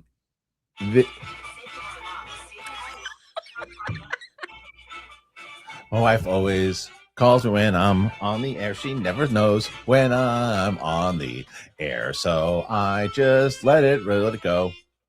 Let it go. Let it go. I'm on the air now. Every time. Every time. Anyway. So yes, there is a couple of moments relevant to the story, relevant to something that is going on. I don't want to spoil the details. There are a few moments, and they're not easy to watch, but it's not like, well, why do they need to do that? It adds to a certain aspect of villainy. It adds to a certain aspect of camaraderie and emotion, and it's relevant. It doesn't. It makes sense why it's in there, but it's not enough to where it's like, oh my, but you're watching going, stop. It's not one of those. It's just like, oh man, I wish we wouldn't have done that. Like the character, but but just be prepared for it because it is in there, especially Chris, so yeah, it's in there. Charlie Tobin, what about Owen Cooper for the new Flash? I don't know Owen Cooper. Oh, is that the kid from Adolescence? Yeah. I never watched that show, but he was nominated for everything. I also have to hear him be American. Yeah. He's an incredible actor. Sure. He's wonderful. He was one of the only things I liked in Wuthering Heights. Most of those well-trained. Is he British? Yeah. Most of those well-trained British call can do English accents. That's very true. But he's got one of those thicker, kind of almost northern a bit in there. But I mean, if Sean Bean can do one, yeah. And he's so young and so talented. I'm sure he'd be able to do it. But also, how old is he now? I don't know. He's 16. So they by the time they make that movie, maybe. Yeah. Mr. I crap and shits with all these X-Men casting rumors. What's the chances that there's a big X-Men announcement at San Diego Comic-Con cast reveal? Marvel said they're going to be there. The MCU is going to be there where DCU really isn't. I mean, well, they're doing Lanterns. No, HBO Max is doing Lanterns. DC is not doing it because it's my favorite. This aged poorly. Nope, aged perfectly fine. They didn't cover it. DC's not doing a panel. But this is Marvel is doing a panel. By the time they do this panel, Spider-Man will not have been out yet. So I don't know if they're going to do a big announcement because unless they're going to officially announce Sadie Sink as Jean Grey there, I think they'll probably wait until after the movie. I don't know. What do you think, Chris? I would think so, but also Marvel has been doing this, and so many other movies have been doing this too, of like right before a release going, and guess what else? And giving us the reveal before we go into theaters. I'm hoping that's not the case here. I think it'd be really foolish to do that. So I hope that they wait to make any announcements until after this movie. When we talked about this before too, is Comic-Con really the place to make your announcements anymore? Is Hall H specifically the place to make your announcements anymore? You know where they're doing it. Your own thing. Well, so here's an I'll tell you right now because I'm going to talk to you about this off air. There is another place that they might do it. Let me see. Okay. And I'll tell you right now. It is, the other place that they might do it is D23. Yeah. Because D23 is in August, and it's mid-August, and it is after Spider-Man, when Jean Grey will already have been out to the world. So that's a possibility. But maybe not. I don't know. Derek, Jodie Turner-Smith is literally the only choice, hands down, for Storm. You watch her in Bad Monkey. She's perfect. She's perfect. She's so great. good in Bad Monkey. Oh my gosh. Yeah. Really, if they are going for that age difference between some of the X-Men and like Storm and Wolverine, she'd be great. All right. So let's see. Mike Joyce. I'm excited for the Odyssey, but I gotta wait until Sunday to see it in 70 millimeter. Is 70 millimeter worth the hype? At least I'm also getting the Dune preview. Yeah, it is, and the way that he shoots it is really good. But I saw it in IMAX, but I'm saying in general. All right, let's see. Ray who? I love that when asked if Danny knew anything about the franchise, he said he had a story about Zartan and the Dreadnoughts ready to go, and the exec said who? That's horrible. That's horrible. That's horrible that good that he knows it. Yeah. Terrible that look, I remember and I've talked about this before, but before I started working for Joel Silver, I went in to interview with Lorenzo Di Bonaventura, which was making that thing. Lorenzo was a great guy, really nice guy. Not very nice to me when I walked in here. He walked out. He didn't very different than say like Joel. With Joel, if you were not at a certain level, Joel didn't talk to you. Lorenzo, I was sitting in the waiting room for the interview. Lorenzo comes in and he makes a sharp right, says, "Hello, I'm Lorenzo. How are you?" I'm like, oh my God, it's Lorenzo Di Bonaventura. I started talking to him. I didn't get the gay, but it was nice, and I liked them. I don't like the choices that they have made, all the properties that they've had and worked on. I don't like the versions that they've done because I don't think they've had the right takes on them. This sounds good to me. So maybe they need somebody like a Danny McBride to push it forward. Let's see. Curtis Lopez, Kristian, keep doing the machete order with Sam. The Leia reveal in Revenge of the Sith would be mind blowing for her. I'd love to see her reaction. Someone said that it might have been you yesterday too, Curtis. That might be interesting because my concern, Chris, was that if I'm doing, because I'm going now, we're watching Phantom Menace clones into Sith and then Jedi, and my concern was that you lose the reveal in Jedi, but the reveal of the two babies and then them saying Luke and then Leia and her going, what, might be just as good as the Return of the Jedi one. Oh, it's kind of a throwaway in Jedi up top. Leia, a little bit, sister. But man, I don't know. That's tricky. Yeah, I don't know. I'm very excited to see her lose her mind over, Wait, yeah, that happens. That happens. I'm so excited to watch the Empire one. Watch it, yeah. Yeah. Thank you, Curtis. Ron H. Danny McBride needs to put Sergeant Slaughter in the film. I don't know if Slaughter will be maybe like a cameo. He should, if he can. But I mean, Sergeant Slaughter's got to be up there now, man. Mm-hmm. Friendly neighborhood Canuck. If you go serious but over the top, you start with Master by Saga, then work into Serpentor for the third movie. This in Command. Yeah, I mean, if you can do it that way, I'm with you. 100% is a good way to go. Curtis, I'm team Jamie Lawson for Storm. She was Perline in Sinners and the Mayor in the Batman. Yeah, she's good too. She'd be great. Yeah, it's a good choice. Yeah, I like her too. Fearless Weaver, excited to take my own Odyssey, a 5-hour drive. Holy moly, to see the Odyssey in 70mm IMAX in Atlanta on Saturday. Damn, that is commitment. Yeah, hope it better be worth it for you. Yeah. Yeah. Friendly Neighborhood Canuck. I need a Mass movie as well by Michael Bay. No, thank you. Not Michael Bay. A Mass TV show by somebody else. Israel Zerg, I experienced so much joy watching A New Hope reaction. You killed me with the Fleetle Deedle on House of the Dragon episode 4. The ones in Andor are great also. Keep them coming. Yeah, people, it's funny because I'm getting more and more people on board. There's either the pro Fleetle Deedle or there's the anti Fleetle Deedle.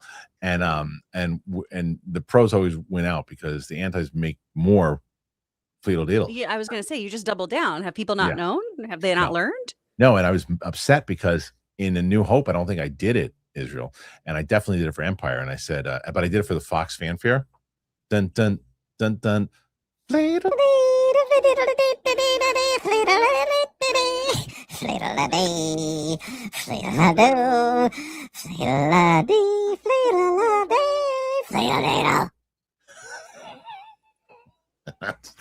love it. Yeah, thank you. Ron H. A tear gets you a signed picture of Kristian with no pants. Well, the first part of it probably okay. Or the second part. Comic Lover update. My girl, 6 years going strong. Her mom is adjusting from prison. Doing my best, keeping out of trouble, no drinking, reading more, and working out. I'm happy for you, Ron H. Nathan Drake. Jamie Lawson has to be Storm. It's a good cast. That's for a good sure. pick. Yeah. Bo, Kristian, is it too late to react to the episodes you haven't seen of X-Men? I reacted to the first 2, Bobby, and I didn't release them. I don't want to take I'm going to watch all the episodes, but I don't want to take the risk on reacting to them, paying the editors, and then it just flopping. I'm just going to watch it and probably talk about it on the show. It makes more sense to me that way. Jason, another reason I think Odyssey will crush is because it's a long time since we've had a great epic Swords and Sandals movie. Gladiator 2 trash. You hated Gladiator 2, right? Or you didn't see it? I still haven't seen any of the Gladiators because that was when we were going to do as a reaction to. Yes, I guess more in the rear. I didn't hate Gladiator 2. It's not even close to the first one, but I didn't hate 2. I actually liked 2. But yeah, it didn't. It's one of those forgettable movies for sure. Adit Mahmood, thoughts on Daniel Destin Craig directing Naruto? He's a great director, and I still need to watch this anime. Yep, exactly. So Jason, trailer for Paul Greengrass, The Uprising, starring Andrew Garfield, dropped, and it looks sick. Well, that's two people I really like. I like Greengrass and I like Andrew Garfield, so count me on board. Yeah. Andrew Sanchez, we watched Days of Future Past yesterday and talked about it. Perfect casting. Patrick Stewart talking to McAvoy is so good. I trust Marvel, but Fox nailed it. Yeah, they really did. Well, listen, Feige was part of those initial X-Men movies, wasn't he? I'm pretty sure he was like a he worked on them. He wasn't Kevin Feige. No, he wasn't at like a higher tier where he maybe even had input on. I don't know. Maybe he did, maybe he didn't, but he was involved. He definitely was involved. So PLD says Slaughter is 77. In wrestlers' years, that's 136. That's the one thing. I had an opportunity to meet Sergeant Slaughter a few times at I want to tell you that holy shit, yeah, I think he was there when I was there. He was there when I was there, and he was nice to me. But that's actually not where I even thought that I actually met him. Now that I go back in my memory, I met him when I was working there, but it was in passing and a couple conversations. But I met him again through Roddy Piper, and because they were boys, they were real tight. And he used to go to the Comedy Store too. He was they moved slowly, man. They bodies are beaten up. Yeah. Derek, Sam Reed from the Vampire Lestat show is the new Remy. Also loving the interview with the Vampire series. So amazing. Oh, that show's so good. I need to catch up. I haven't watched any of the new stuff, but he's incredible and so charismatic. Oh my gosh. Yeah, I haven't seen the show.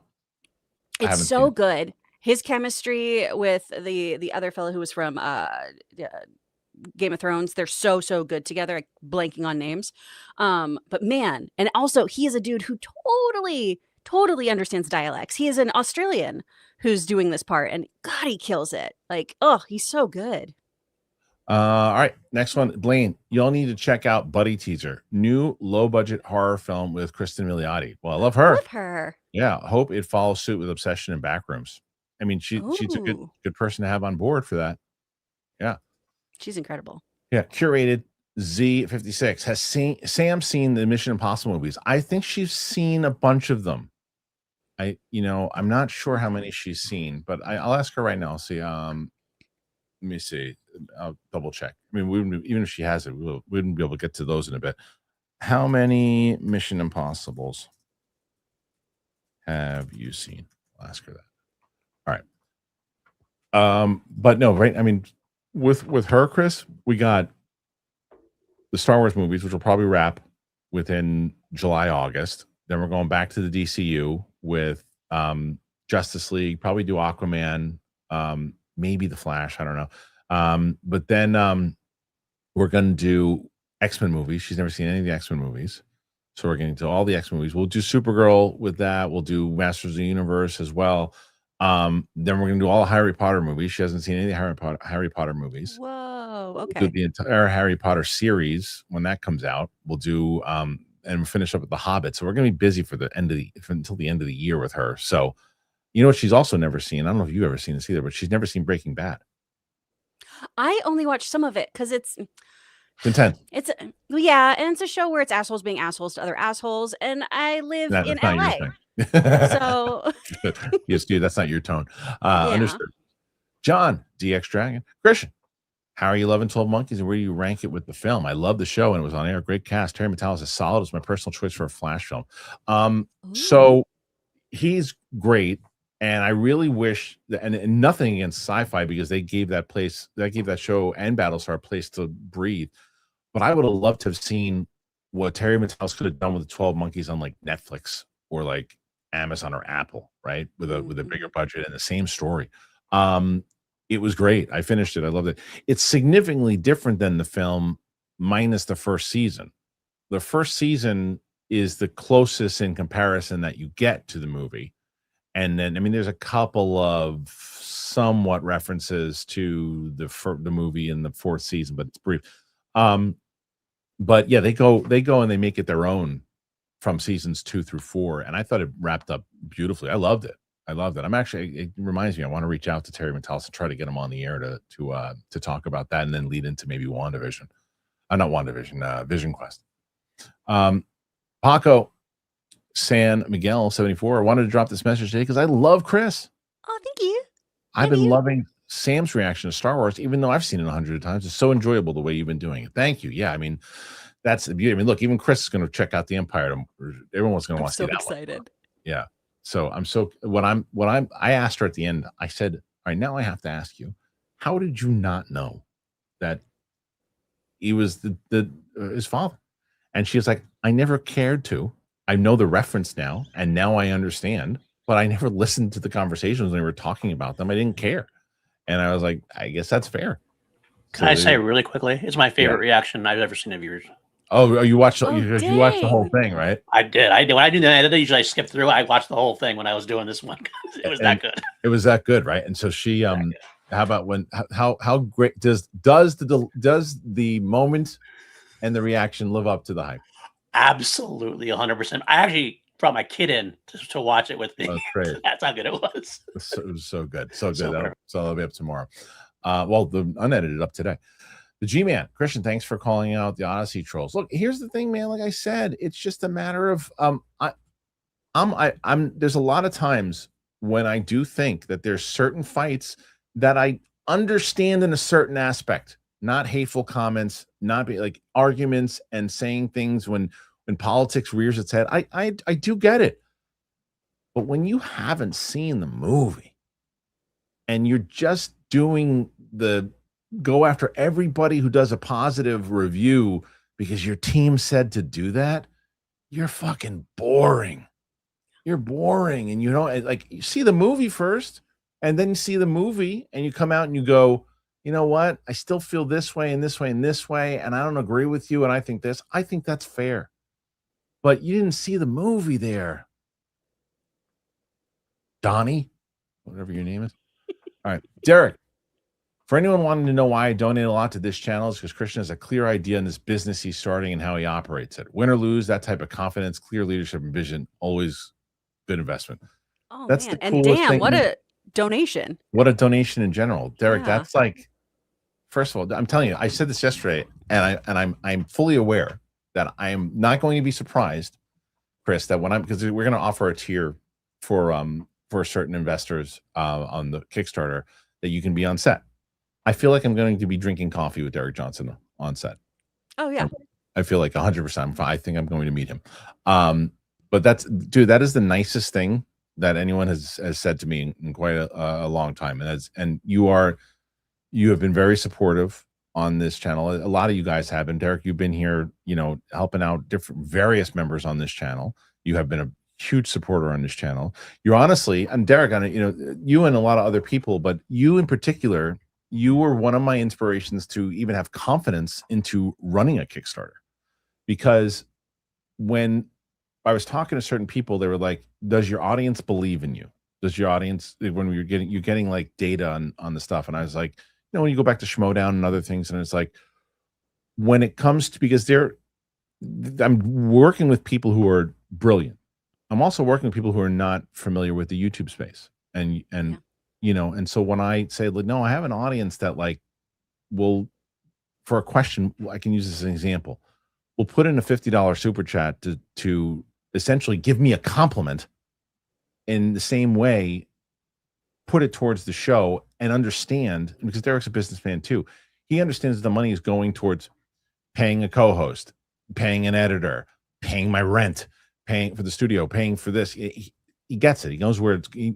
That's transparency is always the biggest thing in general, right? Like because the person out there right now who's on the fence about the Kickstarter wants to know, well, where's my $25 going?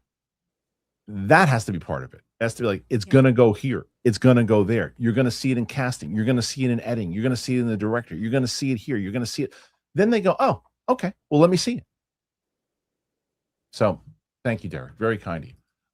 Samuel Champion. Hey guys, I think it depends on the context in which the MCU takes the X-Men. I would absolutely love Jodie Turner-Smith as Storm if they wanted her to be older, but if they go younger, Jamie Lawson from Sinners would be good. I think that seems to be the two main ones, right? Yeah. And that absolutely sums it up too there, Sam, is you have to figure out how old they want this entire cast to be. Are they all peers? Are any of them mentors? That you nailed it. 100%. Luke just sent me the screenshot of Sam reacting to the Vader reveal. So I'm gonna play that when they upload it. Vision More 536. Hey Christian and Chris, I know some people don't like the new Evil Dead, but there are more funny moments in it than Rise. Do you think Moana will get legs to make its money back? I'm hyped for the new Resident Evil. I'm also hyped for the new Resident Evil. I don't think Moana will get the legs I thought it would. I hope I'm wrong again about that movie. Because I'd like to see The Rock get a win, but I don't know if he's going to. And yeah, there were funny moments in the Evil Dead in a different way. But I don't know, Chris, what do you think about all this?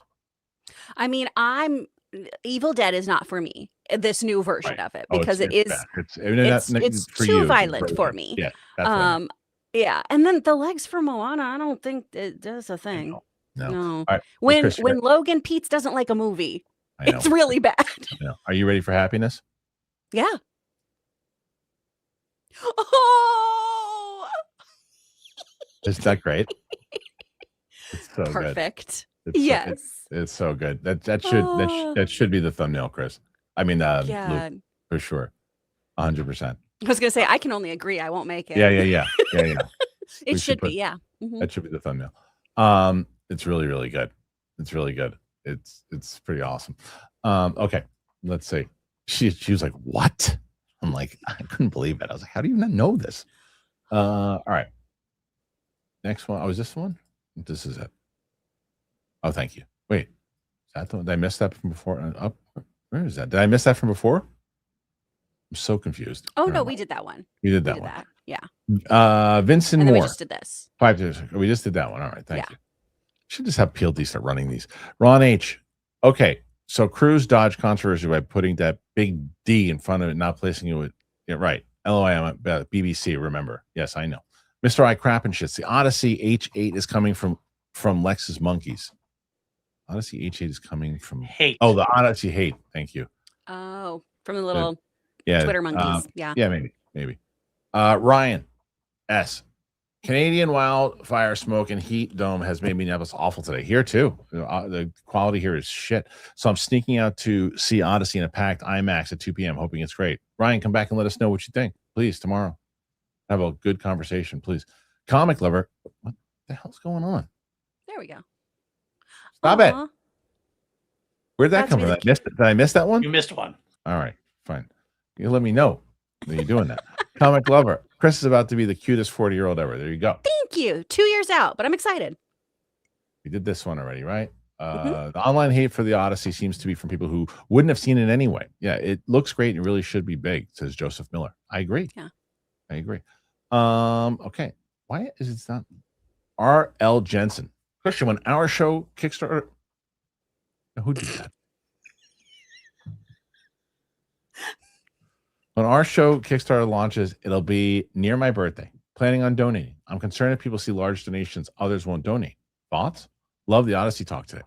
I mean, look, I'm going to tell you that I don't know if that's necessarily how it works. Or my goal is also to tell people, because I don't think that that's the case. I was looking at Chris Stuckman's Kickstarter for reference as well too, right? And they had a lot of large donors up top, and I'm still going to stay with. And that's why I'm going to, as I mentioned before, with transparency, and also let you guys know as where I'm going to start and say, we need 13,000 people to $25. And then people are putting in donations, and let's say there's a larger donation that goes in. And then ideally on Thursday, I say, hey guys, guess what? I need 87 people to put in $25 and we can make the show. That would be great.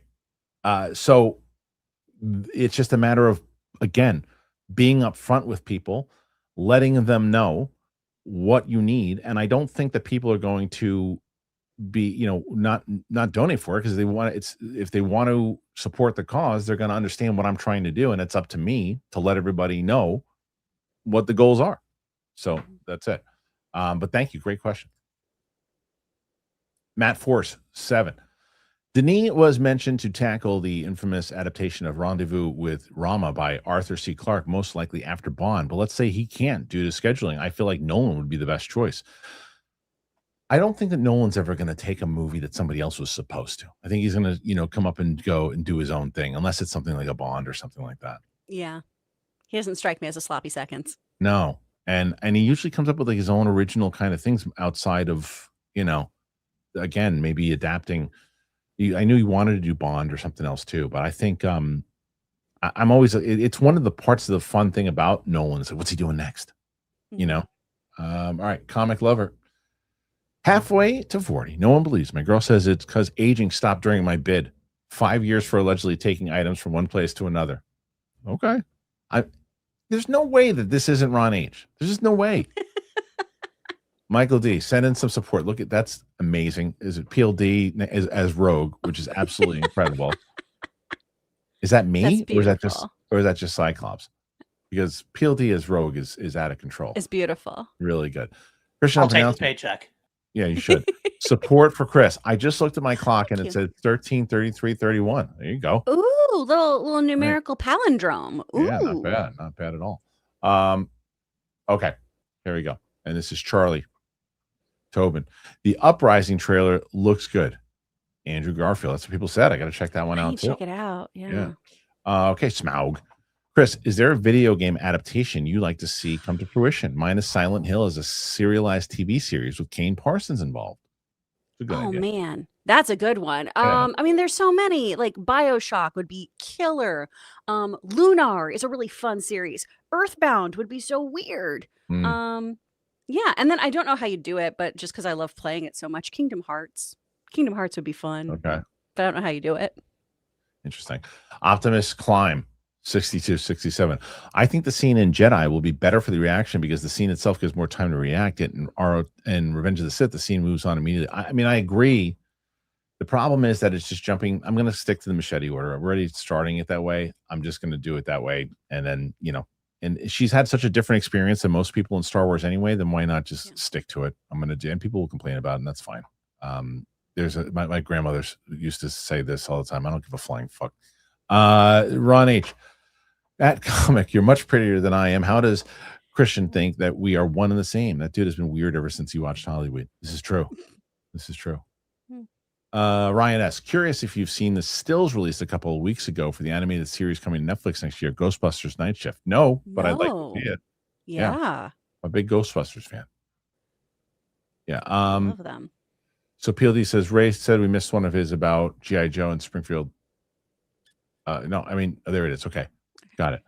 Ray, so he's doing a G.I. Joe movie about Springfield. Is that the episode where Shipwreck finds out he was mined after Cobra and given false memories? It's the kids' show version of MK Ultra. Yeah, look, that's the thing I got to make very clear. And thank you, Ray, for bringing this up too. Even though I think that Danny McBride said he was taking inspirations from the comics, I think he's taking more inspiration from stuff like this. I don't think he's doing comic adaptations, which I'm bummed about, but I get. So that's very possible, Ray, that he's doing that because maybe he doesn't have that kind of his love from G.I. Joe doesn't come from the comics. It might come from these types of shows, and he wanted to do a more serious version of that. So that's very, very possible. I know this probably sounds all foreign to Chris Carr right now, but this is all the Jabba the Hutt noises. This is the Jabba the Hutt plus. This is great. Like anime and other things too. It's like more soccer. Okay. Where's the next one? And that's this one. Yeah. Estevan Gonzalez, thoughts on a scoop saying that Adam Driver as X-Men Sinister. Well, I saw the Magneto thing. Did they say Sinister? Is that another thing that they said Sinister as well? Okay. I like that more than Magneto. Is Sinister, though, doesn't that place him more in the Kylo Ren type version? I mean, ish, I suppose, because Sinister does all this weird, like he's another villain. But like he's a weird, messed up character who does like experimentation on other mutants and stuff. I like that more than him as Magneto, mostly just because I don't understand how that works. Is he Magneto in a different timeline, or young Magneto doesn't make sense to me unless it's like a Fassbender Days of Future Past kind of situation. I mean, yeah, it's true. I guess well, I guess that's why when you're casting younger though, if you're casting in your the X-Men are casting in their early 20s, and I mean, Adam Driver's got to be what, 43, 44? Yeah. But I also need to know what horrible hardship that Magneto went through. I understand if you do need to move up the timeline so that there isn't something like he went through, being a prisoner of war, being put in like a camp in the Holocaust. Yeah. That's so integral to who Right. Magneto is. True, And you obviously can take another horrific moment from history and use that as somebody's catalyst for why they have their belief system structure. Yeah. But that's the part that right now I'm a little too tied to that. And I could probably find a way to get over it, but that seems so important to that character. That's fair. Friendly Neighborhood Canuck. If you are familiar with it, the Pirates of Dark Water, a high fantasy cartoon from the early 90s, could be a fun series to see. I don't know it. Do you know that one? Oh, no. I don't know it. I still want to see, we talked about this, and this is not a series, but this is a movie. I still want to see them do a live action version of The Black Cauldron. I want it so badly. I think it'd be so good. They would never in a million years do it now because they'll be too scared. Like, well, Moana can't hit. Black Cauldron ain't gonna hit. Yeah. Ergo, is it me or does it feel like YouTube is being more strict on obsession reactions? It's not just you. I feel like this movie has been more typical than others. It's funny because I know that Real Rejects have had a lot of issues with that one. We had a lot of issues too. Our reaction actually got butchered to hell. Like there's like huge jumps and cuts in it. It's not the full thing. I would tell people the better reaction to watch of ours is the unedited version of that because it's just butchered. Matt Serra just did one with his wife that we put up on the channel. And because I guess the editors have been working, he just put it up the other day. So the editors have been working around it so much. He didn't get hit with anything yet, any copyrights. But yes, Ergo, they haven't absolutely been.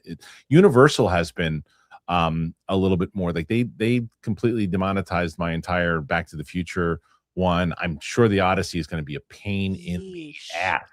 So Universal's been a little tougher on reactions lately. I don't know what it is, but it just, you got to maneuver around it. That's the whole thing. Okay. Sorry if I missed the explanation, but for yours and Sam's Star Wars reactions, you ending with the Lucas prequel movies. Thank you. No need to apologize. So we started with Andor, which then led into Rogue One, which led into Episode 4, which led into Episode 5, and then 1, 2, and 3, not ending with 6, then going to 6, going to Mandalorian Season 1 through 3, ending this year on Mandalorian and Grogu, and picking the sequel trilogy back up next year before Starfighter. Oh, okay. Yeah, nice. That's how we're doing. Christopher AO2. Chris, have you played or watched Fallout? They're making a new game, and I think you would kill it as a fanatic cultist type character. What does that say about me as a person? What does that say? Although this is my friend Jim's favorite insult for me is okay, Vault Dweller. Because he just thinks like that I both look like Kirkland Lucy from Fallout, and also because of my joy and enthusiasm for everything. He's like, you walk through the world like somebody who has been trapped in a bunker. It's hilarious.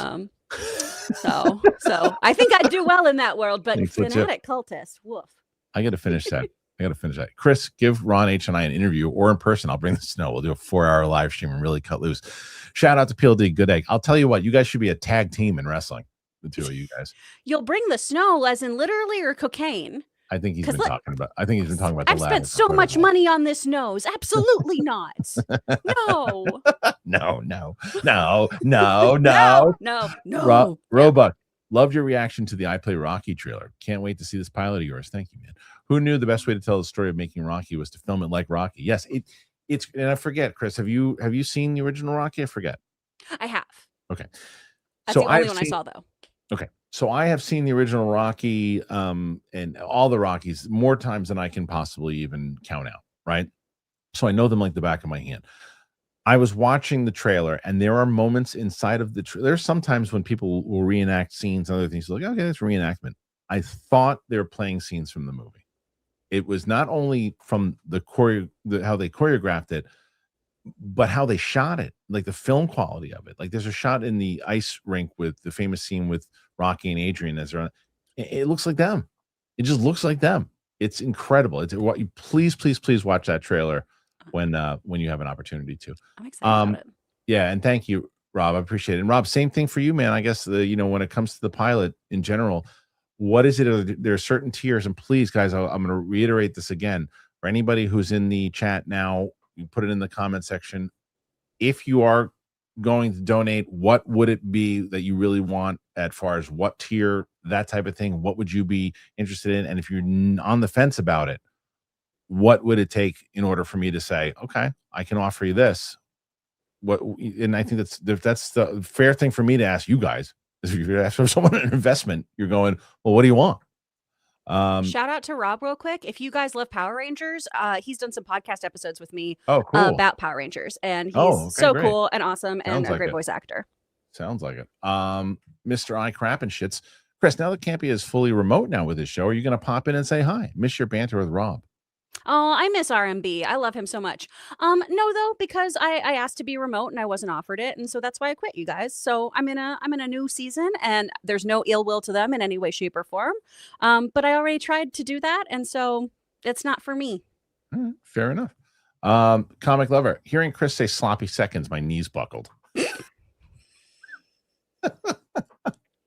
You're welcome. Yeah, Vision More 5-3. Love Snatch. Knew you were going to play that. I knew it, you filthy asshole. I knew it.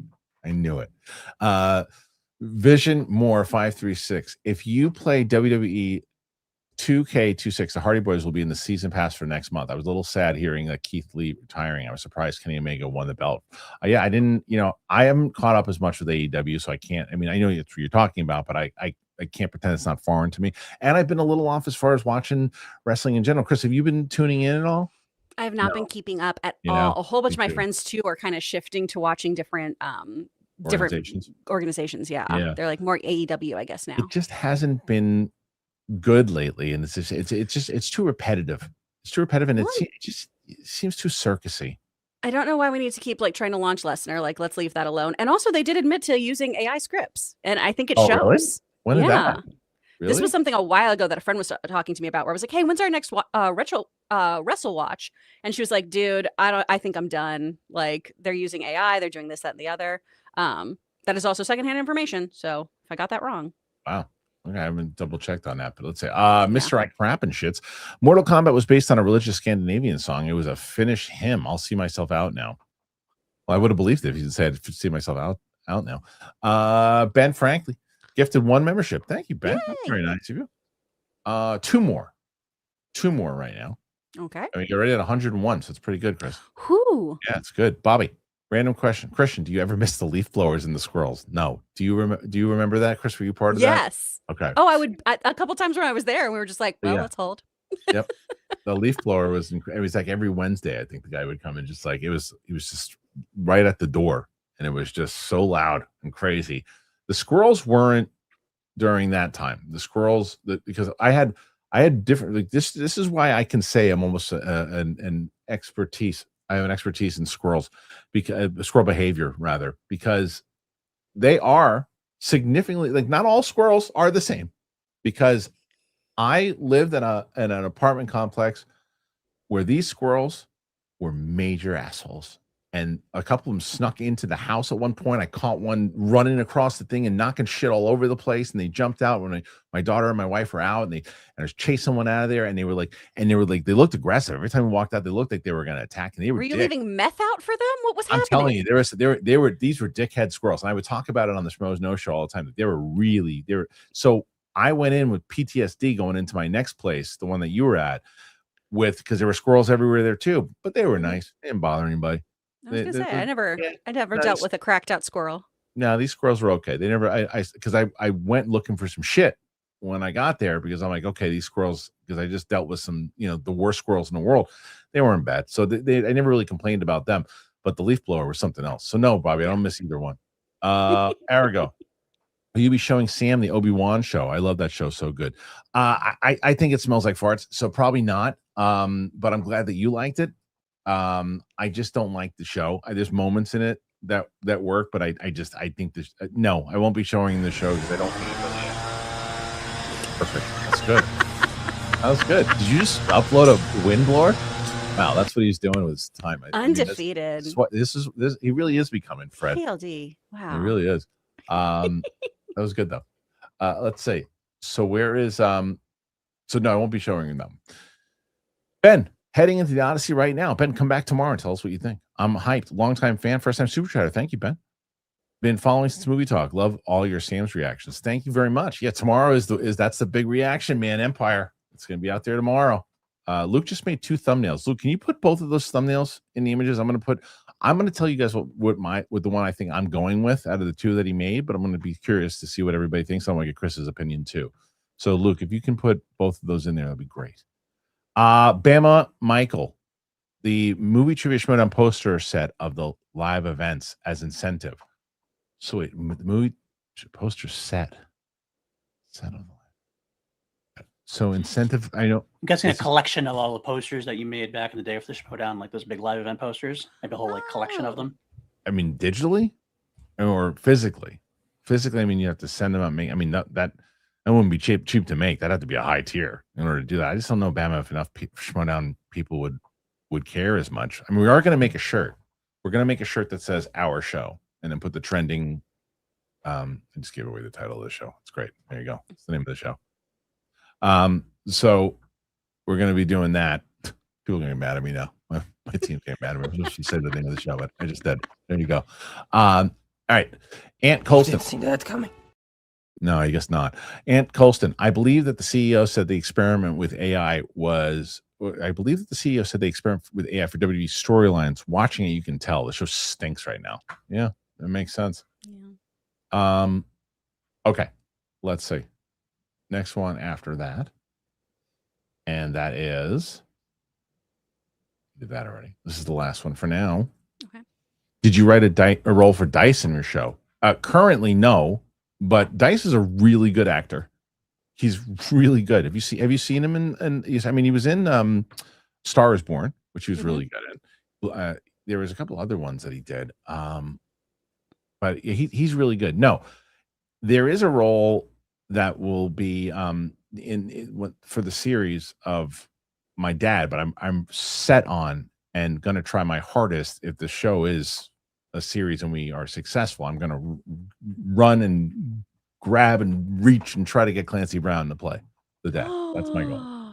That's my goal. I will work craft services that day. I will do whatever to be like, hello, Mr. Brown. I was apparently his first podcast interview ever. That's what he told me. Really? Yeah. Oh, I love him. Yeah. Okay, I think there's one more. Oh, another one. The Merlot line.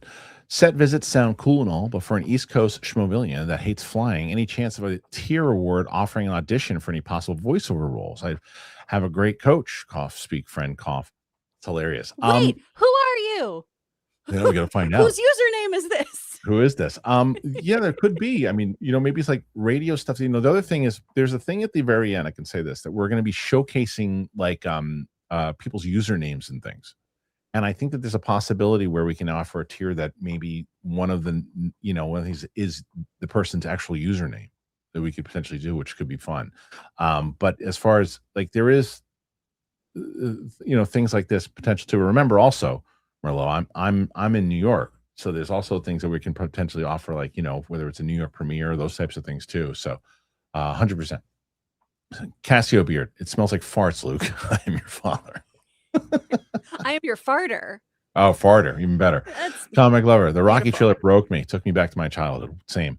My stepdad and I used to sell fake sneakers on the Bergenland Jersey, and then we watched Rocky. I'm convinced that you're my people that I know. Ben, I'm in Nashville too, so seeing in the 70mm. I can't Nashville. So I went there. I went to that. That's where I went, right, Luke? That's the one that I went to. I think so. It was. I mean, I'd never done anything like this in my life before, and I don't think I ever will again. The theater, not the theater experience. The theater experience was awesome. It was for Godzilla.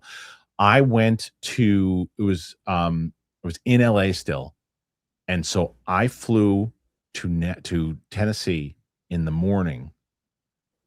I had to sleep at the Delta Lounge because I got in so early for like an hour or two, something like that, maybe even 3 hours.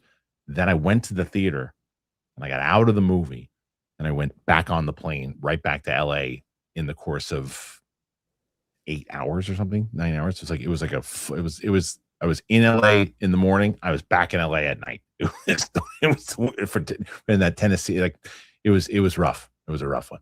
I was exhausted. All right, let's see. Next one. Is there a next one? Or is that it? No, I think that's it, Chris. Let's see. But I think that, but Chris, I think Luke put the 2 thumbnails in there. No, he did not. Okay. No, he did not. Where is it? I think I have them. It's just going to take me a second. Give me a sec. Let me bring them up because Luke, just in the future, if you're for the texts on any images, just send them to me and PLD, just so PLD has them also, because PLD doesn't have them. But I'll put both of them up here. Hold on. There's that. Sorry one. for cracking my shoulders on air, you guys. If okay. that noise grossed anyone out. No, it's all right. We didn't even hear it. Okay. Brought attention to it. Never mind then. No, it's all right.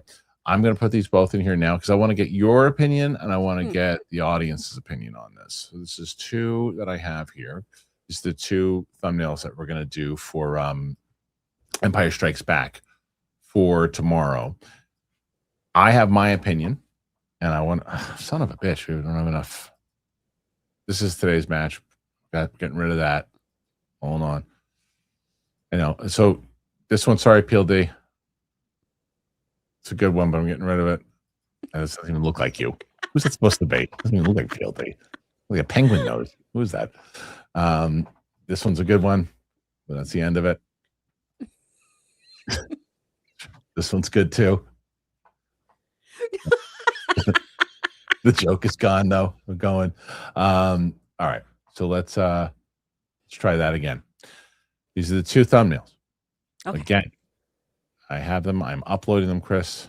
Only time will tell if it'll actually work. I will tell you in 2 seconds. Let's see. 2 and 1. And it looks like this is going to work. Okay.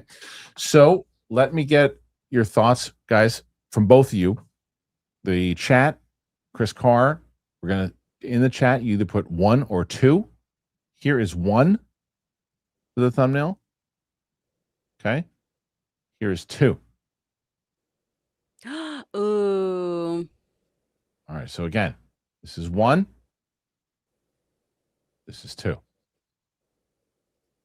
right. So 2 is like really clean though. It is. I am in the minority so far.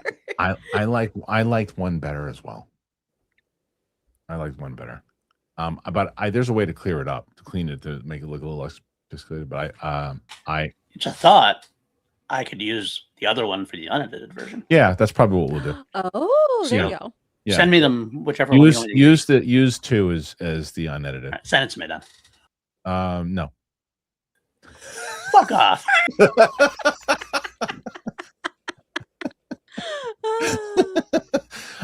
Okay, let's see.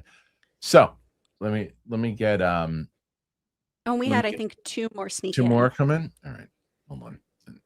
Or 3. There's 3 more. So see, they want you to win. That's it. Thanks, guys. Bye. I didn't care about the perks, though I know others might. I knew I was going to be donating to the Kickstarter from day one.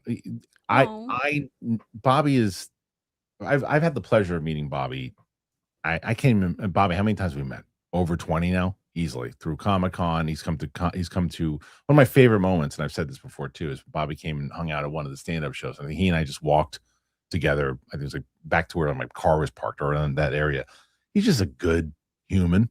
He's a nice guy, and he's a film guy, but he's also can have conversations with you about. I mean, he doesn't always agree with everything that we say. He just has conversations, but that means a lot to me, Bobby. I appreciate it. And if you're in this area when we have the opportunity, when the show gets made and we're able to do it, one of the perks of having like the New York kind of premiere is that I'd love to see you there if you're able to, or the LA. I mean, who knows? Bobby travels all over the fucking place. So we'll probably see him at one of these things. So we'll talk about it. We'll have it when we make it, Bobby, and we have the premiere. You and I will have a beer and we'll laugh. We'll laugh and talk about it. Vision more. It's going to be a big summer for Tom Holland. Tom Holland. People keep saying summer of Tom Holland, right? How about the year of Anne Hathaway? Anne Hathaway's having a big year. Zendaya's having a big year. Well, Zendaya has what? She got, I guess 3 as well. And Timothée Chalamet is another one. But I guess Zendaya has Dune, Spider-Man, and Odyssey, right? That's a good question. Out of the 3, who's having the biggest year? Then it's Tom Holland. Tom Holland has how many movies? 2? Yes. Anne Hathaway has Anne Hathaway's 3 or 4. Yeah. She's got Devil Wears Prada. She had Devil Wears Prada. Mother She's Mary. got, right, 4.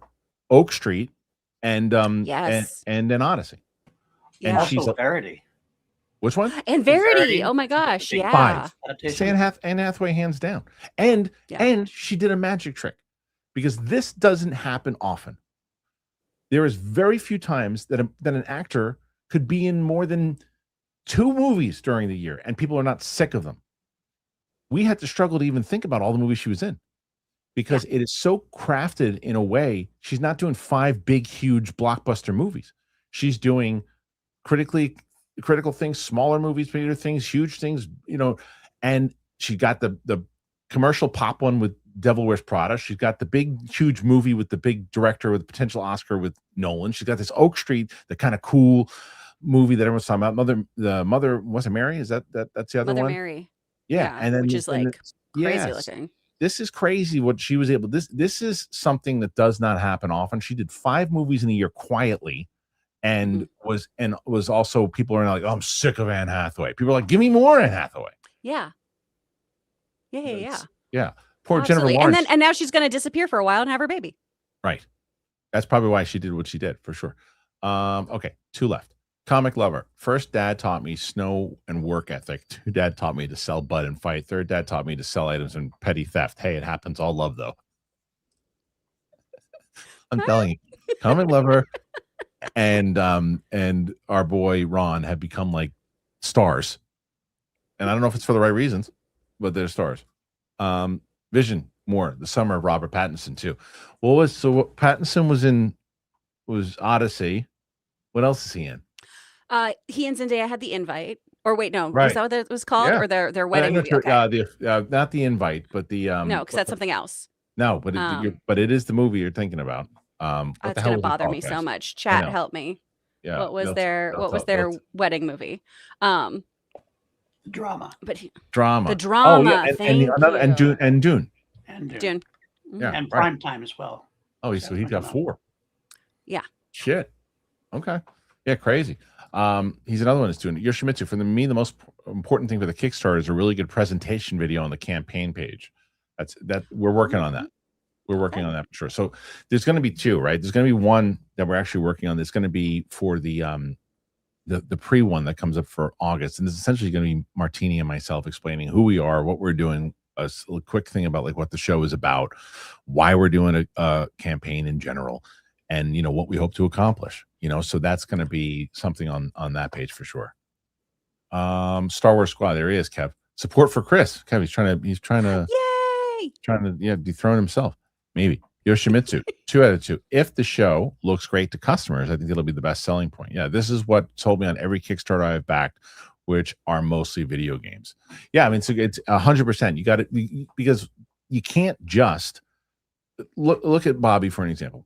Bobby has said, "I'm donating no matter what," and I love Bobby, and that's great. I can't rely on 13,000 Bobbies. You know what I mean? Like the other, I have to think that the other potential donators are going to be like, sure, you potentially have me, but what am I investing in? And that's what it's all about. Last one, Kristian Harloff. Support for Chris. I have nothing to say. That's fair. Thank you, Mr. I. Well, Chris has something to say because she's going to tell us about what she's working on right now. Chris. You guys, I've got a lot going on. If you head on over to Amazon, there's a wonderful film called Viewpoints that is out that you can go check out. And I am a voice in that. I have a small role in that. So thank you so much to our director, Jesse. Let me know how you think about it. What do you think? We want to hear some reviews. We want people watching this.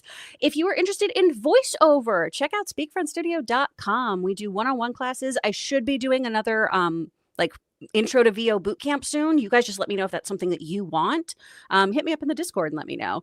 I also have a podcast with the wonderful, funny, talented Amy Newman. That drops every Friday. Check us out on YouTube. Check us out wherever you get your podcasts.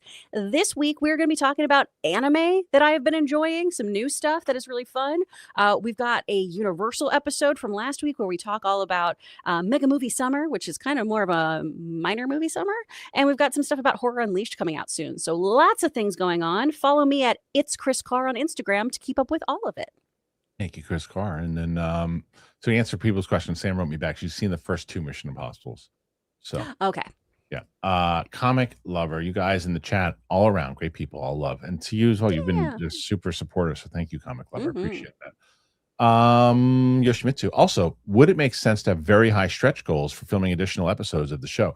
So stretch goals in general, yes. For additional episodes of the show, I mean, listen, there is the question is, again, it's going to be basically, if you go to what we're looking for in the 300K range, right, for the first episode. And as I mentioned, for people who don't know, I think in general, to make this show, that what the production everybody came up with, to make it look like a glossy, like the way, you know how Obsession looked, it looked like a $10 million film. I don't know, you didn't see it, but it looked like a $10 million film, and they shot it in a way like this is what we try to have the team doing, where they're going to put it together. The best version of it is going to be in the 350 range, right? That's the best version of what this show is going to be. But I also want to be realistic and say, okay, we're going to set it at 250, and the stretch goal is to hit 350. That's the first stretch goal, and that's to hit 350 to make the exact show that we want to, so we can get the cast we want, that we can get this. If it hits past that, the stretch goals, honestly, Yoshimitsu, would be, okay, now we have enough to go out to more cast, or go out to someone else, or go or get this location, or use that song, right? That's what those stretch goals would do initially with the first one. Additional episodes is like, you basically have to raise the same amount of money again, 5 or 6 different times. Like, look, I don't have, I mean, I shouldn't say it, but I don't believe that I have the type, of audience that can do what, hey, you raised 3.5 million in 2 days. I'm like, holy shit, we can make a whole bunch of fucking episodes. I just don't see that happening today. But I think we can get to that initial goal for sure. Yeah, absolutely. Sorry, Ayoshi, looking forward to a 12-hour stream for Kickstarter. We're going to be doing some good ones, but that's it. Thank you. Chris Karn at 120, pretty good. It's a competition this week. I don't know who's going to win. I really don't. I got to see what Kevin's overall numbers are from last night, and I got to see Chris's numbers will register tomorrow, and then I usually on Saturday let everybody know what happens. So, thank you, Chris. Appreciate it as always. Thank you to, of course, it's great to have you here. Thanks to PLD, Luke, Jonathan, to MK and Sam. Really appreciate that. You guys are the best. And here's another one. Sorry, Yoshimitsu. Those stretch goals also sound like great ideas. Thank you. Yeah, I mean that's the whole thing, man. If you guys know, right? If you're like, oh, okay, holy shit, they're almost at this, and they can make an offer for. Now you'll probably know the role if you're a donator. You'll say, oh, the role of so and so. We actually made this amount. We can make an offer to this person. So that's a possibility. So it's you guys knowing the business too, right? That's the whole thing. Thank you again. Appreciate it. We'll see you on the flip side. Make sure you check out the unedited version of Empire Strikes Back. The full edited version will be up tomorrow. If you are a member, you can check that out today as soon as the show is over. Tomorrow, Winston will be on the show, he and I. On Monday, my reaction with Hokum will be dropping with Tina. And then Tuesday, we should have the Phantom Menace up, House of the Dragon up on Sunday. Just waiting for that invite for Spider-Man. I think it's coming right around the bend. We'll see. So thanks. Appreciate it. You guys are awesome. We'll see you back here tomorrow. Thanks again, everybody. Thank you, PLD. Thanks, everybody. Great. Did you shit in there?